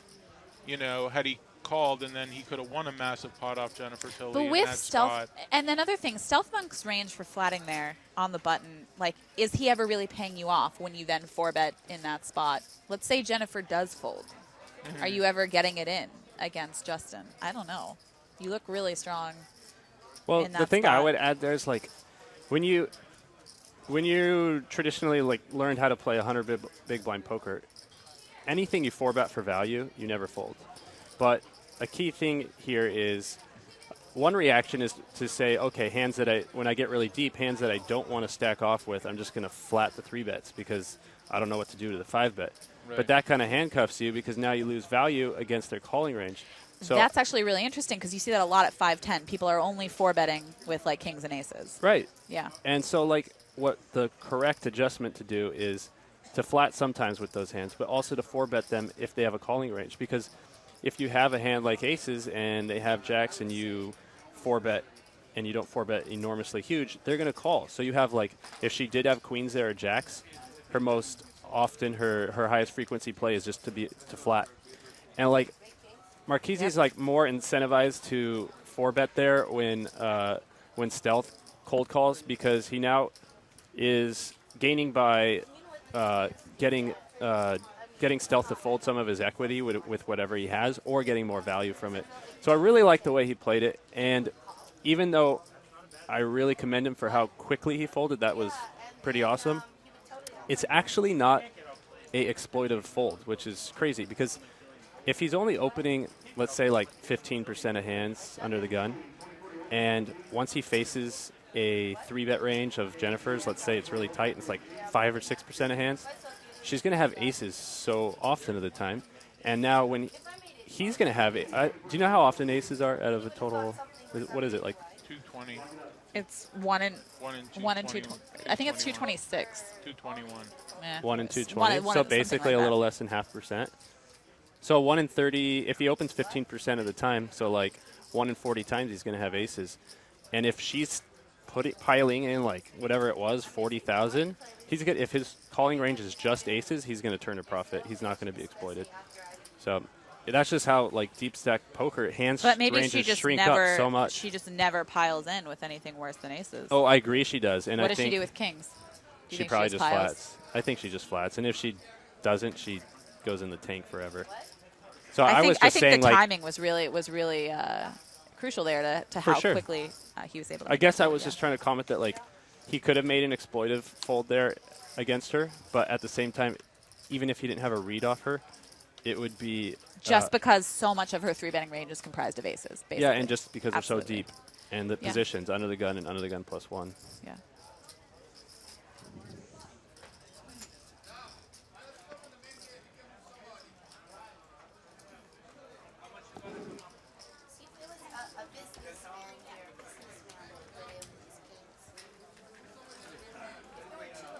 Thank you for the wine. Oh, my pleasure. And you're out of wine, but there's more. So he quit. He's like, maybe it was like, you know how you have like. Marchese quit? It looks like, yeah. It's kind of funny, but like you have a level of discipline. And, you know, if you're a really good pro, it's hopefully should be like infinite. But each sequential fold, big fold you make is harder to make. That'd be funny if he's like, I don't think I can do that again. I'm just out of here.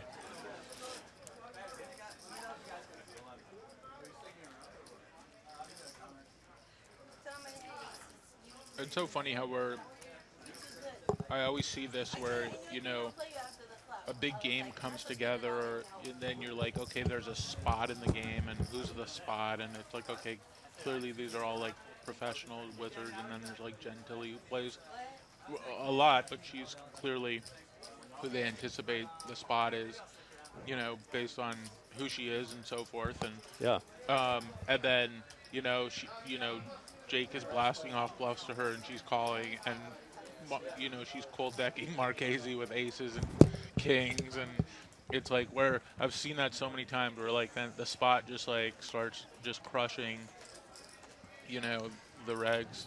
Yeah. Well, you know, it also like we're also looking at what happened. You know what I mean? Well, Tom's fold is great, but I think I mean you knew that Jen was going to call, but I think if Jen hadn't been losing, there's a chance she folds to Jake's overbet, and then Jake looks like a hero. So I think I do think it was if she wasn't losing, I sort of know Jen, and like Zach was saying, there's a certain medium hand strength. She'll like medium strength hands. I think she's more likely to fold, you know, like top pair type things. But when she is a straight, just because a backdoor flush hit, she doesn't like to fold those hands. Like she's stubborn and sticky in those spots. Speaking of Jennifer, she's here with King High versus Justin. She actually has the best hand versus Justin's tiny flush draw. She's raised under the gun, and Justin's elected to call on the button. A loose call by Justin, but again, this is just furthering what we were saying earlier, that people want to play pots with Jennifer. And she's bet the turn again, so she's double barreling here. Justin calling. And we'll see if she does slow down on this river. If she does, it's going to be a mandatory bet by Justin. And if she doesn't, I can't imagine. Yeah, well said. I mean, in general, you should bluff the bottom of your range, and I think this is the nut low. Absolute. It couldn't be worse. One cool thing about, like, one cool perspective on that Kings versus Aces hand I was thinking about is if you want to quantify. And he just gives up. He did check Unless back. Jennifer win with King High. Wow. Yeah, I don't like that. He might have been good. Oh, But Oasis what I was gonna here say- saying that he might have been good Yeah, chop. with 4 high. I was going to say is like, if you look at this game and you want to measure the edges that each player has over, let's just say Jennifer, and you can a better metric than just looking at how much money each person won, because there's so much variance to it, is just take a look at how that hand played out. And if you're familiar with Tommy Angelo, you know who that is? Actually, he wrote my favorite book. You're about to say Yeah. Reciprocal Edge. Yeah, so Yep. like, his theory of reciprocity, if you switch those hands, Yeah. Tom wins a, whatever it is, 50K pot, assuming aces hold up. Right. And there's zero chance Jennifer's folding king. So It's really interesting. Yeah, could you The money explain, he for the just won viewers, there? could you explain Yeah. really quick the Reciprocal Edge idea? yeah, it just means basically like, a reciprocal, it just means inversing something. So if you switch the hands, Jennifer's going to put in, let's say she has $40,000 effective. She's going to put in $40,000 effective with whatever it is, 18% equity. Now we go and we give we give Tom the chance of being the one getting coolered.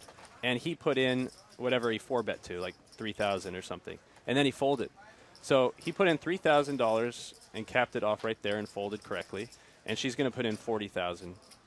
So the edge is just the difference And that's of how the you two. quantify the edge by who has what hand dealt to them is completely random, and what you do with that hand in a situation versus what someone else would have done in that same situation is how you quantify your edge. Or you're saying that that's a better metric to use, which I totally agree with. And you're completely right. We're assuming that Jen does stack off with kings. Maybe she might not as often as we think she does, but she's definitely going to put in a lot more money.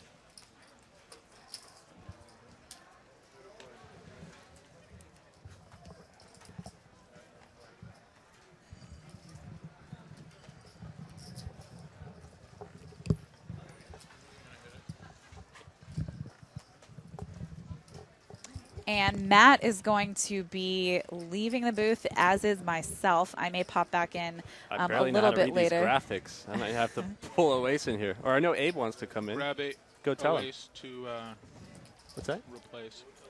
Yeah, I think Oasis is gonna get back in the booth. He's dusted himself off, and now he's gonna get back in. Sorry, guys, we're giving you the dust back. I may pop back in a little bit later. Thank you so much for joining us. Thanks to all the viewers on Twitch and liveathebike.com. And Thanks for the wine, Melanie. Oh, That was my very pleasure. It was very good Oasis- meeting you, Melanie. yeah, nice meeting you, Zach. And I may come back in later. I also host Poker Talk Live on Wednesdays at 7 p.m. on liveathebike.com. You can watch that as well, where we go over hands. We'll definitely be using some hands from this 50-100 cash session and go into them in a lot more depth and detail. And you can call in and have commentary and your questions answered and stuff. And we also do Live at the Bike Tuesdays and Thursdays. This one's a special game on Friday, but feel free to join us any of those other days. Interesting pot on the river right here. Sean winning it with pair of jacks. Barry correctly folding ace-10. Looks like Sean may have been bluffing with what was actually the best hand. Anyway, I'm going to leave. Oasis is going to be joining you. Thanks so much, and I'll see you guys later. See ya.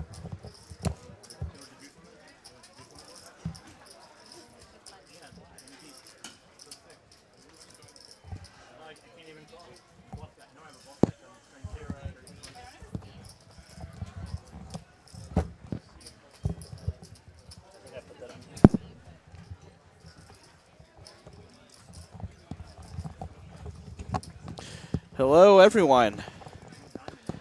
I am Oasis Ahmed, and I am back in the booth. Zach Freeman and I. Zach giving you that expert analysis.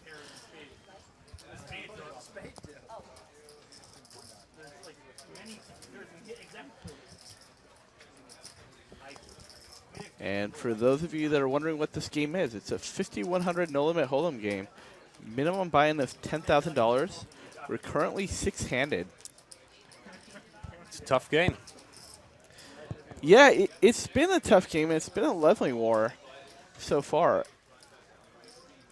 And it seems like the higher and higher you play these days, these are the type of games that you start running into.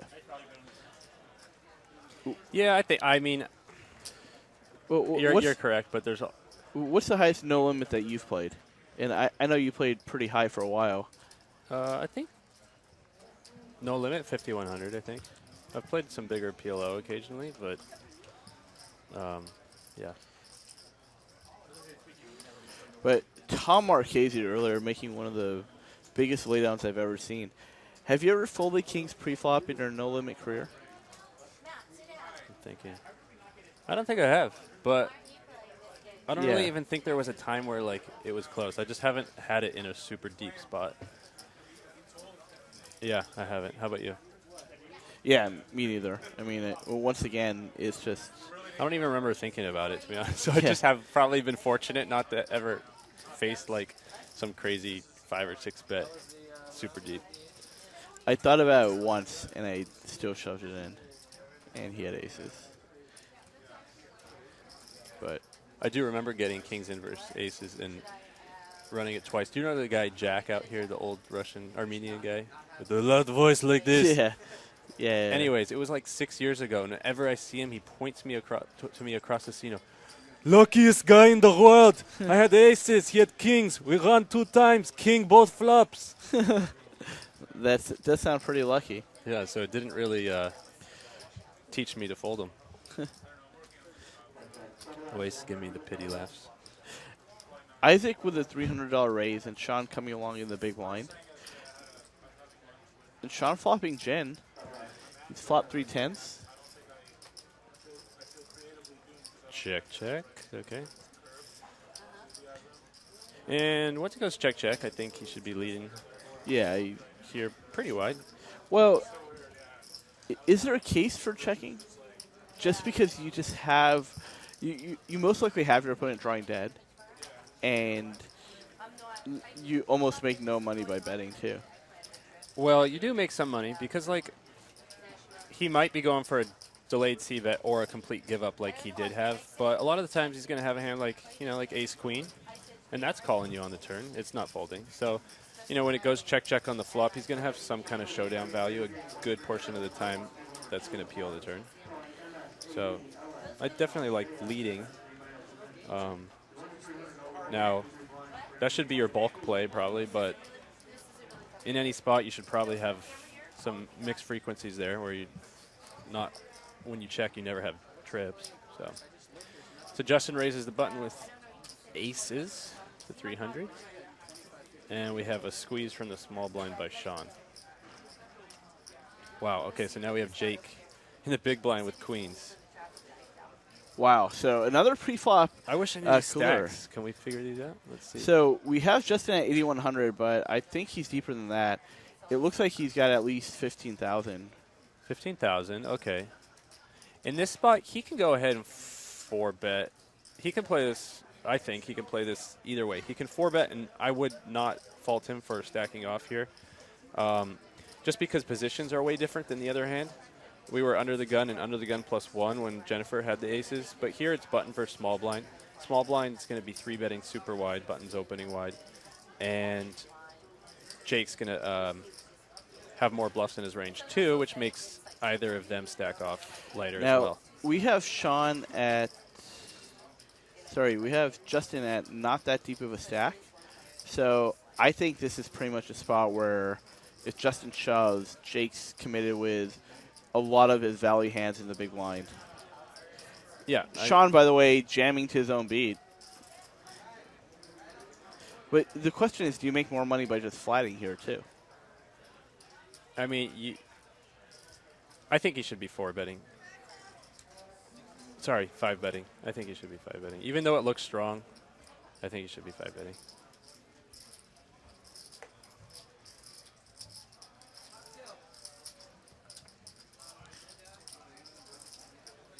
I mean, either way, his range is going to be super narrow. If he calls a 3-bet and a cold 4-bet, it's strong. And he never has any bluffs when he does that.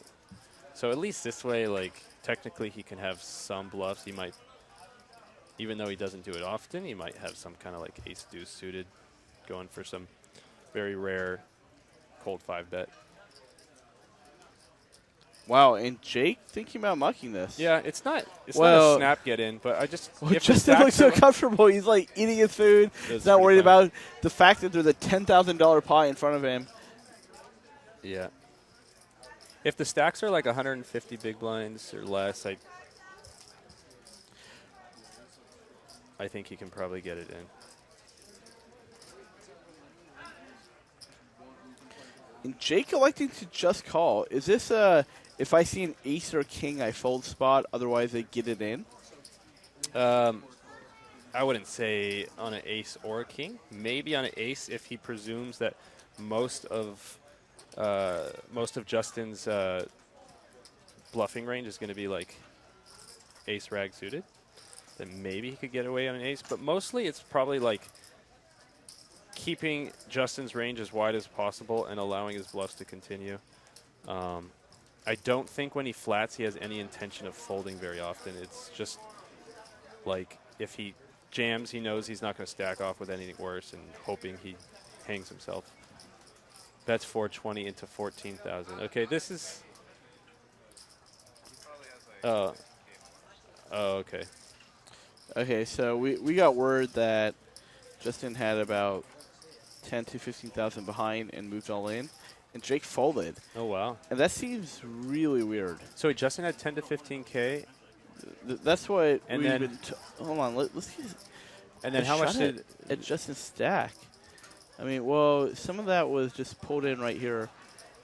Okay, yeah, it looks like he had at least 15K behind because that pot was around 12,000 beforehand, and we can see he's got around 32, 33 right there in front of him.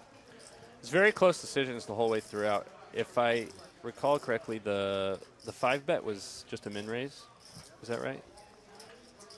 No, it went 2,600 to 6,400. Oh, did it? Yeah. If they're sitting with... Again, I can't tell the stacks exactly. Oh, he has a bunch of 1K chips there, too. I think they might be deeper. But if they're like 150 bigs or less, I think he's kind of at a committal point where he should be deciding whether he's going with the hand no matter what. Or fold pre-flop. If he decides to flat, I think it should be with the intention to stack off on most boards.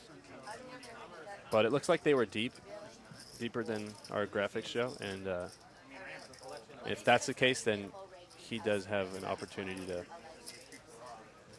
to play it post-flop. So, So we can't give you really any definitive answer on, so what our opinions are of what they should have done, but at least we can bring up some parameters for them to think about what variables there are for their decision making. So in our Twitch chat, the Long Dog BU says Melanie, MFK, Schindler, Hutter, Winter ago. MFK being Mary F. Kill. Have you ever played that game? No. Video game? I think that was a video game back in the 90s. I knew MDK. I played that when I was a little kid. That thing was cool. It sniped. I don't even play a lot of video games, but I remember that one. Mary Fudge Kill. Oh, So you name three people, and you usually play it at a bar. So you could play Mary F. Kill with someone. You just name like the three ugliest people in the bar or something, and you got to say which one would you marry, which one would you fudge, and which one would you kill. Gotcha. Yeah. Gotcha. So I feel like since Melanie's gone and you're my guest, Zach, Mhm. we should go with you. So Nah. no, you aren't down for the Mary F. Kill. I don't Come think on, so. Schindler, Hutter, or Winter. Let's take a look. Oh, it's all dudes? Yeah. Well, it's an all dudes table pretty much, other than Jennifer. I mean, Well, I don't even know which guys you said, but But- it's not going to be stealth. Okay, The fudge part is not stealthy. He looks a little low So- on the hygiene. so we have Schindler would be Jake Schindler, seat 8, Barry Hutter, seat 5, or Winter would be Sean Winter, seat 7. So, and look at it this way: you won't get in trouble with your wife. Why is that? Maybe with the law if I kill someone. Flop goes Okay. check. Barry picking up an open ender. And I feel like this is a turn that he should be firing, right? Although he does have king high, he doesn't always have the best hand, and his hand can benefit from protection. He's picked up a significant draw.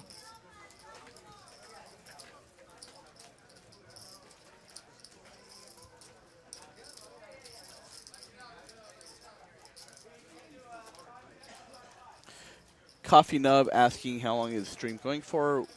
We're going till 10 p.m.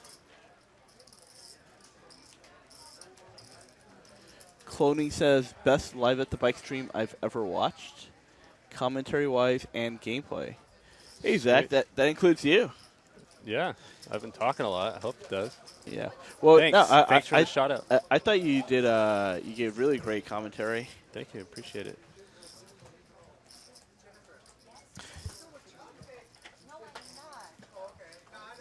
So Jake racing up to 300. And I actually texted Tom Marchese after he left the game to see if we could get him in the booth. He said he was actually just really, really tired. He had been driving all day. I'm assuming he came down from Vegas. And he's too tired to get into the booth. But that also explains why he just left the game. He's probably like, you know what? I'm tired. I want money. I just got this cooler against me, but whatever. Yeah. Probably a good quit. And he probably had the worst seat in the game, too. I don't know if that. Well, no, I feel like he had one of the better seats. I mean, he had position on Sean and Jake, who are the two biggest three bettors. Okay. So, from a flow perspective, he got to exploit, these guys that are tough guys in position. Oh wow, there's a shot for you. And he had a player in position who wasn't going to 3-bet him that wide, and that being Jennifer Tilley. I believe the only 3-bet she made all night was with aces. Right, but I mean, in general, you want to have position on your spots, and like none of these players are weak players. So, sure, I agree. Like being on the left of somebody who's 3-betting a lot is going to be a luxury, but given that they're all pretty accomplished and pretty very competent players, he almost never plays any pots in position against Jennifer.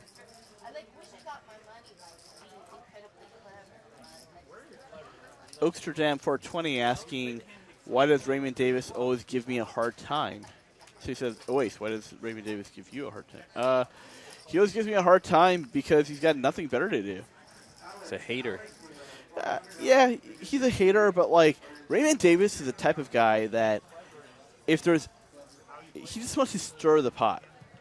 He's not going to be in the game. He just wants to create havoc because he's bored. I think I know who that is. I feel. Yeah, we're friends on Facebook, but I feel like you don't check Facebook black much. Tournament player guy. Yeah. Yeah. He constantly challenges me to heads-up matches and then never shows up. So it's funny. Every time in my poker career I've been challenged to a heads-up match, it's never happened. Oh yeah, I did that to you. Yeah, it never happened. That match. Raymond challenged me to heads up any games of my choosing, and then reneged on it. That was a fun one. I think I did the same thing, but I think it just never happened. Yeah, we were gonna play heads up. Neither of us showed up. Okay, so we got a raise with deuces. Yeah, Jennifer flatting, and that's the thing. Jake can raise pretty wide under the gun because Jennifer's not going to 3-bet him that wide, but now Isaac comes in and 3-bets, and Jake's like, you know what, I'm out of there. So this game is now 6 max. And do you think that because it's 6 max, is deuces... So what would you do with deuces under the gun? Is that a standard open in your opinion? For me, it'd be a standard open because most games I play in are never tough enough that I don't think I can open every pair. In a tough game, which this would probably qualify, maybe deuces and probably through like fours or fives might be a fold under the gun. But yeah, I think they'd probably be a fold in this game That's what I would say. But most of the time I open them just because I'm not getting 3-bet enough and not getting punished. That spot for Isaac is kind of a interesting spot for him to 3-bet pretty merged there. Even though he's facing under the gun, he knows Jennifer's. He's going to have probably all value, but even a hand like King Queen suited isn't that bad because he can get under the gun to fold his weaker portion of his range, and then Jennifer can peel with her really wide range. And now he plays with the best hand. Well, earlier Isaac 3-bet with King 6 of hearts, so he's definitely capable of just picking up a spot and saying, hey, I can just pick up the chips here a lot easier than normal or something because he's picked up on something.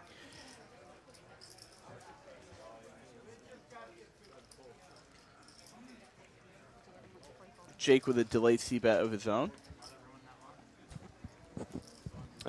Was it? Or did it? No, actually, Justin was the check, opener, and it went check.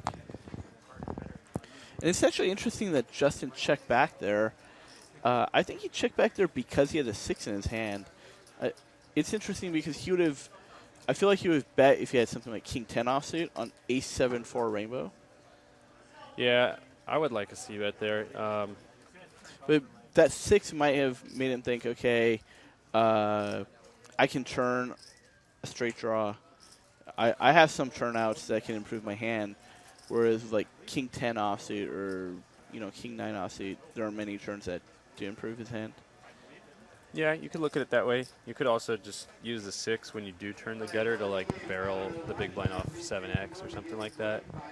And he does have the best hand with King High, but it's not strong enough that you're going to get to showdown with it very often. So plus that flop's better for his range, and he's not going to get check raised very often. Even if the big blind has like a hand like Ace 10, he's probably going for a check call. So Liniment in the Twitch chat has asked, what does he try to hit here, referring to Jake in the queens against Ace's hand?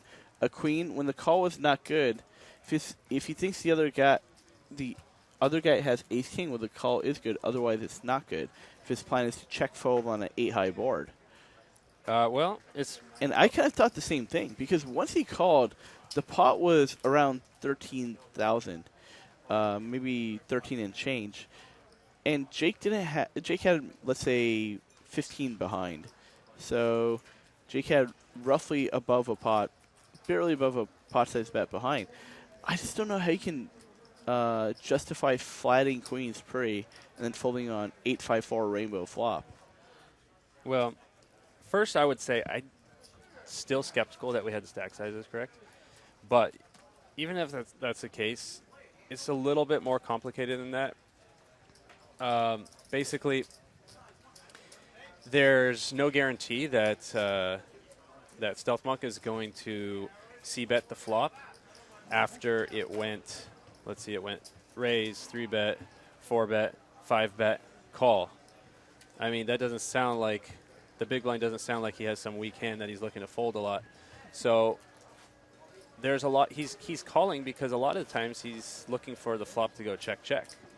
And if he doesn't think that, his real name's Justin, right? Yeah. Yeah. If he doesn't think that Justin is going to bet the flop as a bluff, which does have merit because the big blind's range is so strong, then he can actually go ahead and check fold some strong hands when he does bet.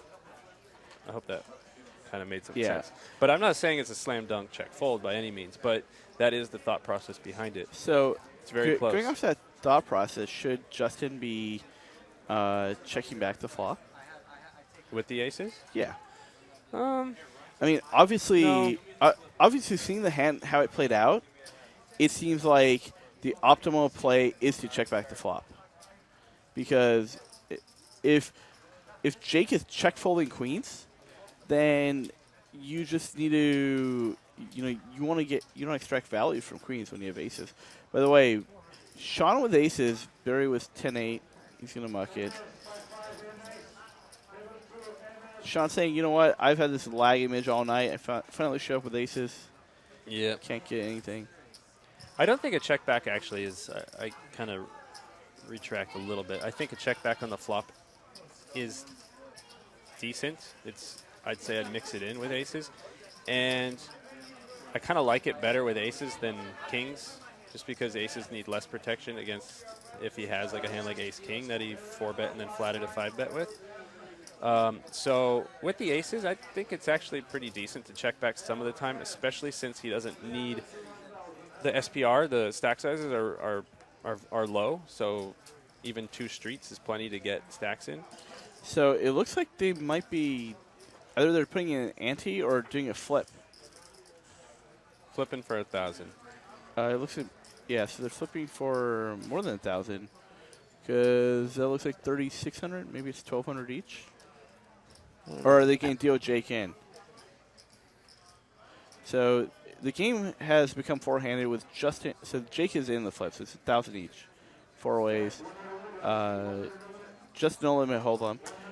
Jennifer Tilly has stepped away. Justin Schwartz, also known as Stealth Monk, has stepped away.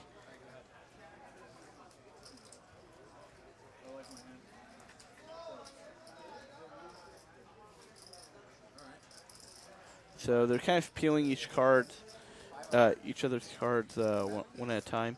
Yeah. Best way to do it is put the river face down. Then it's for the extra sweat. So let's see what we got.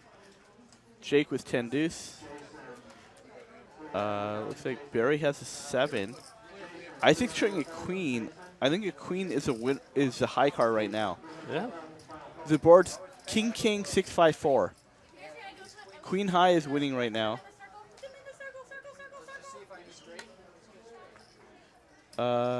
Straight. Done. Barry. Straight's the nuts. I Yeah, mean. yeah. Oh, Barry with 3 deuce. That's gonna win. I'll do it. I think Sean's drawing dead as well. Back-to-back shows. Barry's dominating. Yeah, Zach referring to Barry Woods, who won on our last Live at the Bike show, or the last one I did. Yeah, not just one, just dominated. I loved watching it. Yeah, he had a pretty sick check raise with ace-jack of diamonds on a 9-4 deuce, all spades or something like that, right? It's like 9-7. It's all spades or on 9 high, right? In a 4-bet pot. Is 9-7-5 all spades? Yeah, because his like opponent did have a gut shot. Oh, that's right. You're right. Yeah, Jack 10. Yeah. This is all in reference to a 25-50 game that I commentated on Tuesday. If you guys haven't seen that game, you can check it out in the Live at the Bike archives. Go to liveatthebike.com. You can sign up for a free account. You can get a 30-day free trial, and you have access to all our archives. Sweet. Yeah, at this rate, we had 25-50. Next show, 50-100. Next Thursday, it should be like 200-400. Yeah, 200-400 with a straddle. Yeah. It'll just be one player. Okay, so button limps. Small blind checks, big blind call. Are they all just checking it down now? It seems like maybe they're just I don't know if they are or not. I feel like they're just slow playing and waiting for Jennifer to come back. I think that's pretty bad. Yeah. I mean, well, either be obvious and sit out, or just play. I mean, I understand the point that they don't want to like battle at each other when nobody thinks they have a big edge. But even if it's an hour, I mean, or they're waiting, they're not giving up much. Well, Sean limped on the button with ace queen. Oh, okay. Well, they are playing at each other. Look at this. Oh, okay. That sounded weird if they were doing that. Well, Sean limping on the button is what started it. I mean, you don't expect Jake to really raise ace-5 offsuit in the small blind or whatever Isaac had in the big blind. He's not raising that hand. But Sean facing a big decision here from Jake. Jake betting 1,300 into a $500 pot. Yeah. These players are chopping it. Let's get my little calculator out. 1,300 into, what was it, 500? So he's calling 1.3 to win 250, right? 1.3 to win 250. So yeah. He has to be right. What is that, like? 6 out of 7 times or something? Something like that. And just a king plays. I don't know. It's probably close, but I have, I don't play online anymore, but I know that some people have started to limp buttons, even more so in PLO, but I don't know what was going on there, whether that's like some part of his game plan or it was just something they agreed upon. I don't know.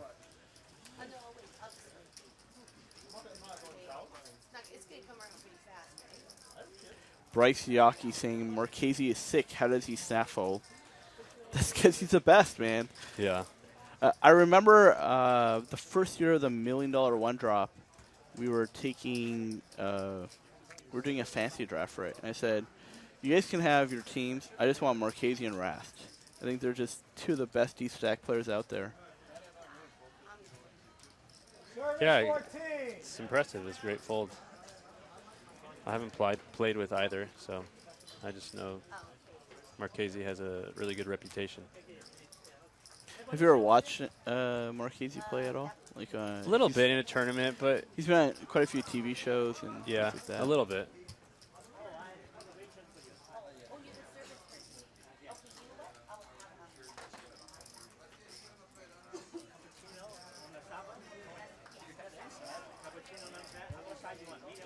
So it looks like small blind and big blind limp pot here. I went check on the flop. Barry going to bet his 9. And Isaac's probably going to get out of the way. Yeah.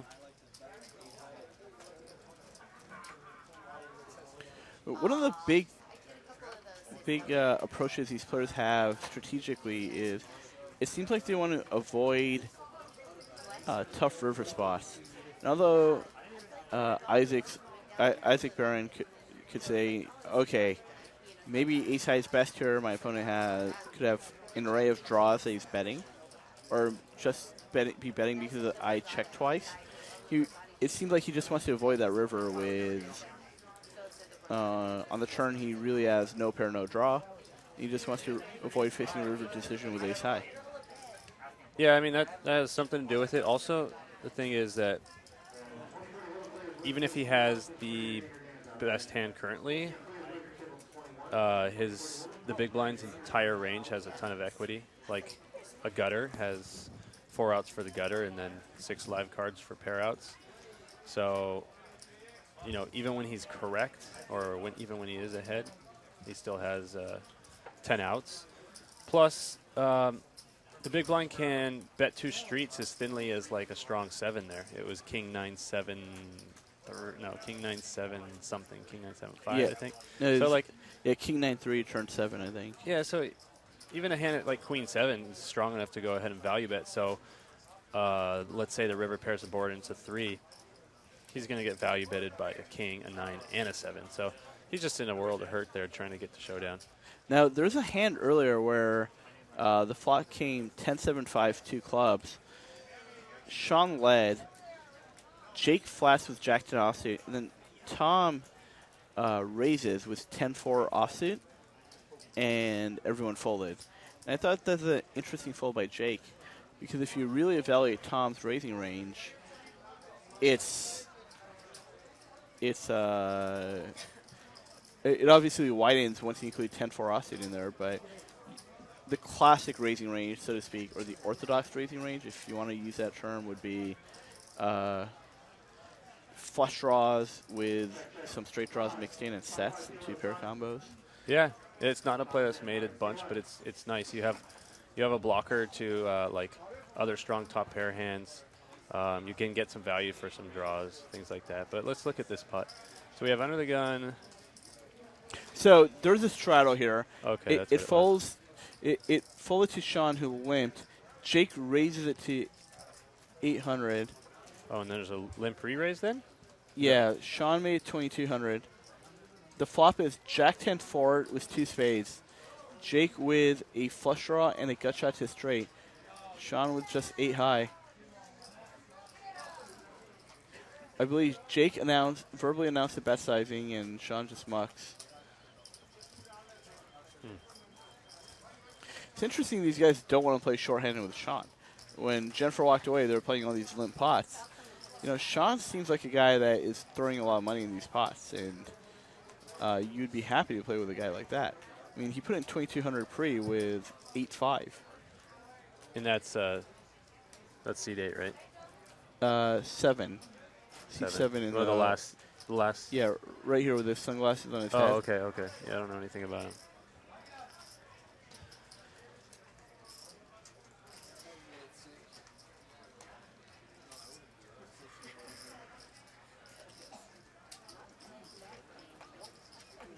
Jennifer straddling. Isaac Baring raising it under the gun. He makes it 600.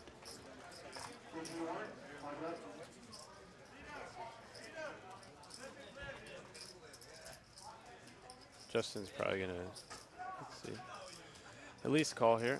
Okay.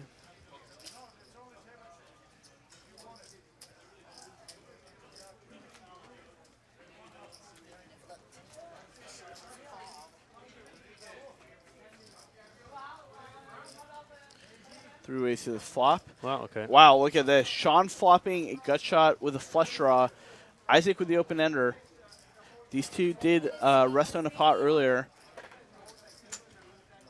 At the top of our show, Isaac doubled up off Sean. And now Sean is looking for some redemption. I don't love the lead here. It's like, it's fine. It's, you can't go wrong. You have a gutter and nut flush draw. Or sorry, king high flush draw. But he doesn't have, very many strong hands on this board. He's going to have a lot of draws, a lot of weaker one pair hands. I'd prefer to go for a check raise and just rep like specifically queen 9 and maybe pocket 7s or something like that. Plus, this is a board that I think is going to get c-bet pretty widely by like king 10 suited, king jack suited, king jack offsuit, 10 jack, all those hands. So if we look at this line, by the way, where Sean checks the turn, Isaac bets. Now Sean calls. There we go. Sean rivering the flush. He checks again, and he wants Isaac to barrel something for value that might have a pair of queens beat, or a weak pair of queens beat. And he also wants Isaac to barrel all his bluffs, such as Jack 10 offsuit. Yeah, I mean, if Isaac bets here, in one sense, he is pretty close to the bottom of his range for calling the flop because he can't have complete air. But there are a lot of straight draws, like 10-8 suited, Jack 10 suited, King Jack maybe of diamonds with a backdoor flush draw would peel. So a give up here is fine. I think if he's going to play this pretty balanced, he'd be better off bluffing when he had like Jack 10 offsuit with the Jack of hearts or the 10 of hearts, just as like a frequency play. I feel like Sean is also a really good hand reader when it comes to river play, and that's where a lot of his edge might be derived from.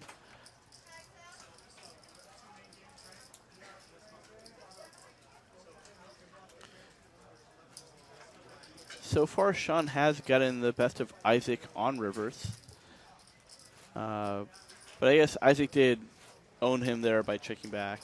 Although it's not really own, it's just, yeah, I mean, just both an players optimal play, yeah. just. Earlier, Sean bluffed Isaac off top pair with 7 deuce. Oh yeah, I think I saw that one. Just bet or something, right? Yeah.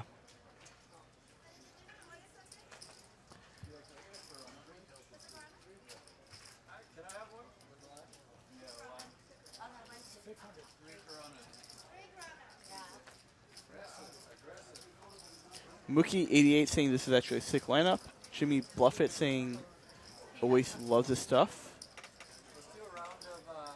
Nick G2304 says Stealth Muck Senior is actually a Romanian model. It's pretty funny. The Everest17 saying the dealer looks like he belongs in a comic strip.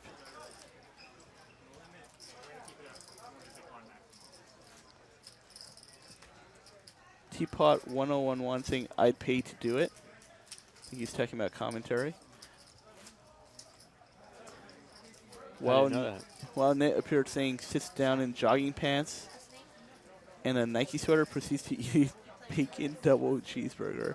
I think he's talking about Justin.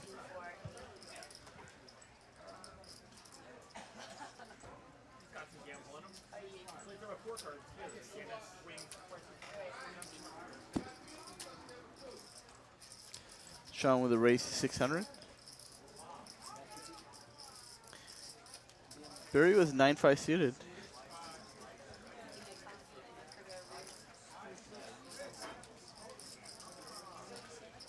Flopping some good equity here. He has a gut shot, and a paired board will actually give him the best hand. It's a pretty good spot for a check Barry to raise. check raise. Yeah, I mean, his draw is not strong enough to. I mean, he can peel and float, but it's not like legitimately strong enough on its own merit to check call. And he has some like nice barreling cards, specifically diamonds. He called the turn. I really dislike this call on the turn. Not that he can't have the best on the hand. flop, you mean? Sorry, on the flop. Not that he can't have the best hand a lot, but I mean, if you look at the equity, we saw the diamond, but I don't even remember what was it on the flop. It's like 47%. 47% on the flop with a gutter. I mean, okay. Well, let's say you had a flush draw. He's gonna be a favorite. You know, even if the 8 turns, 9 high is the best hand. So I really dislike the bet call by Sean. Does Barry ever lead here? Well, Barry check raise, right? Yeah. So yeah, he should continue this turn every time. And there you go. Like, just no way to get to showdown value. Showdown with pocket fours. Nitty asking Zach, how would you feel about your skills in this game? That's a good question. I mean, I'm pretty confident in myself, so I try not to be like overly confident. Basically, I don't think I would. I don't think I would be giving up or taking much from any of the other pros at this table. But you know, most of the money is going to get chopped up from Jennifer, and if I had to say, I would just probably say I'd be marginally plus EV in the lineup, just given that there is a spot in the game. I was on the list to play, but once I saw the lineup, I just didn't think it was worthwhile. There's a lot of great players in it. And that PLO game is fantastic. Yeah, it was. If you guys are in the LA area, come by to the Bicycle Casino for their PLO game. It's really an amazing, amazing game. So amazing that Bryce Yaki can win in it. Actually, that's why I broke even in the game. I had a pretty tough spot against him. I had 10-10, 8-5 in this multi-way pot on 8-5-3, 2 hearts. And it went like bet, call, pot. I won't go into the details, but he had the same hand with a redraw and got there. Unless you fold that hand, right? Well, I thought he range. mostly had draws. I called the turn and then, I called the flop raise and then checked. And then the rest just went check down because flush and straight got there. He had a straight. All right, but not interesting. Let's see. So there was a straddle here. yeah, just a straddle. So Justin is in the straddle. So Jennifer limps the button. Barry calls, and now Justin's for sure raising. So He's going to probably make it like okay, 800 or 1,000. I think the question is, does Justin have an option because of when he threw the straddle out? Really? I thought it was like mandatory. They've straddled every hand. No, so they're ruling that Justin can't raise because he threw he threw the straddle out after the cards came out. Oh. But nonetheless, Justin flopping the not flush draw. Yep. We don't know what Jennifer has, but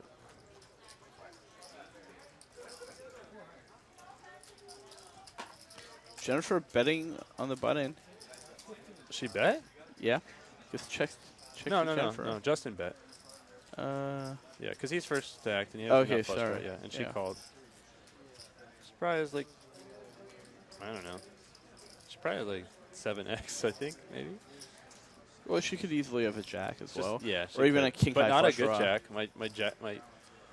My guess is like Well, if she 7, thought, 8 with but like if she thought 7 Justin hearts. min raised, then she's probably just flatting. Well, she limped the button. I know, but I'm saying. She thought he raised. If she thought he raised. Yeah, that's true. That's true. And Jennifer says something always weird happens in these pots that weren't supposed to be played that way. I want to see her hand. Guess it doesn't matter, but Jennifer is saying I folded the best hand. yeah. A 7. Feels like a 7. Oh, so what happened was Justin looked at his cards first before throwing the straddle out there. That should be fine if they're mandatory straddling, which it looked like they were. But I guess if that hasn't been agreed upon, then he needs to put it out before he looks.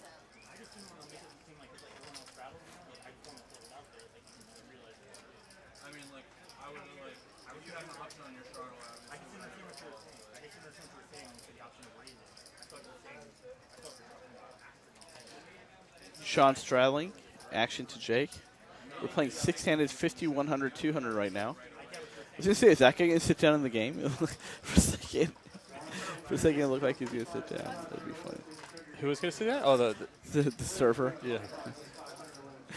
yeah. Fold it to Jennifer. She's got King 9 offsuit. Raise it on up.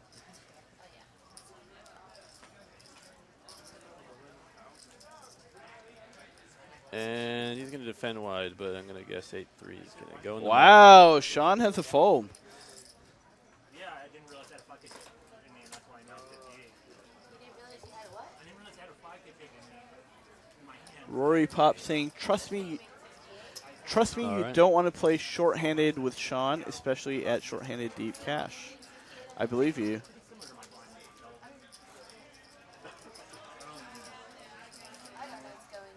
I never said I would. I said maybe these guys would.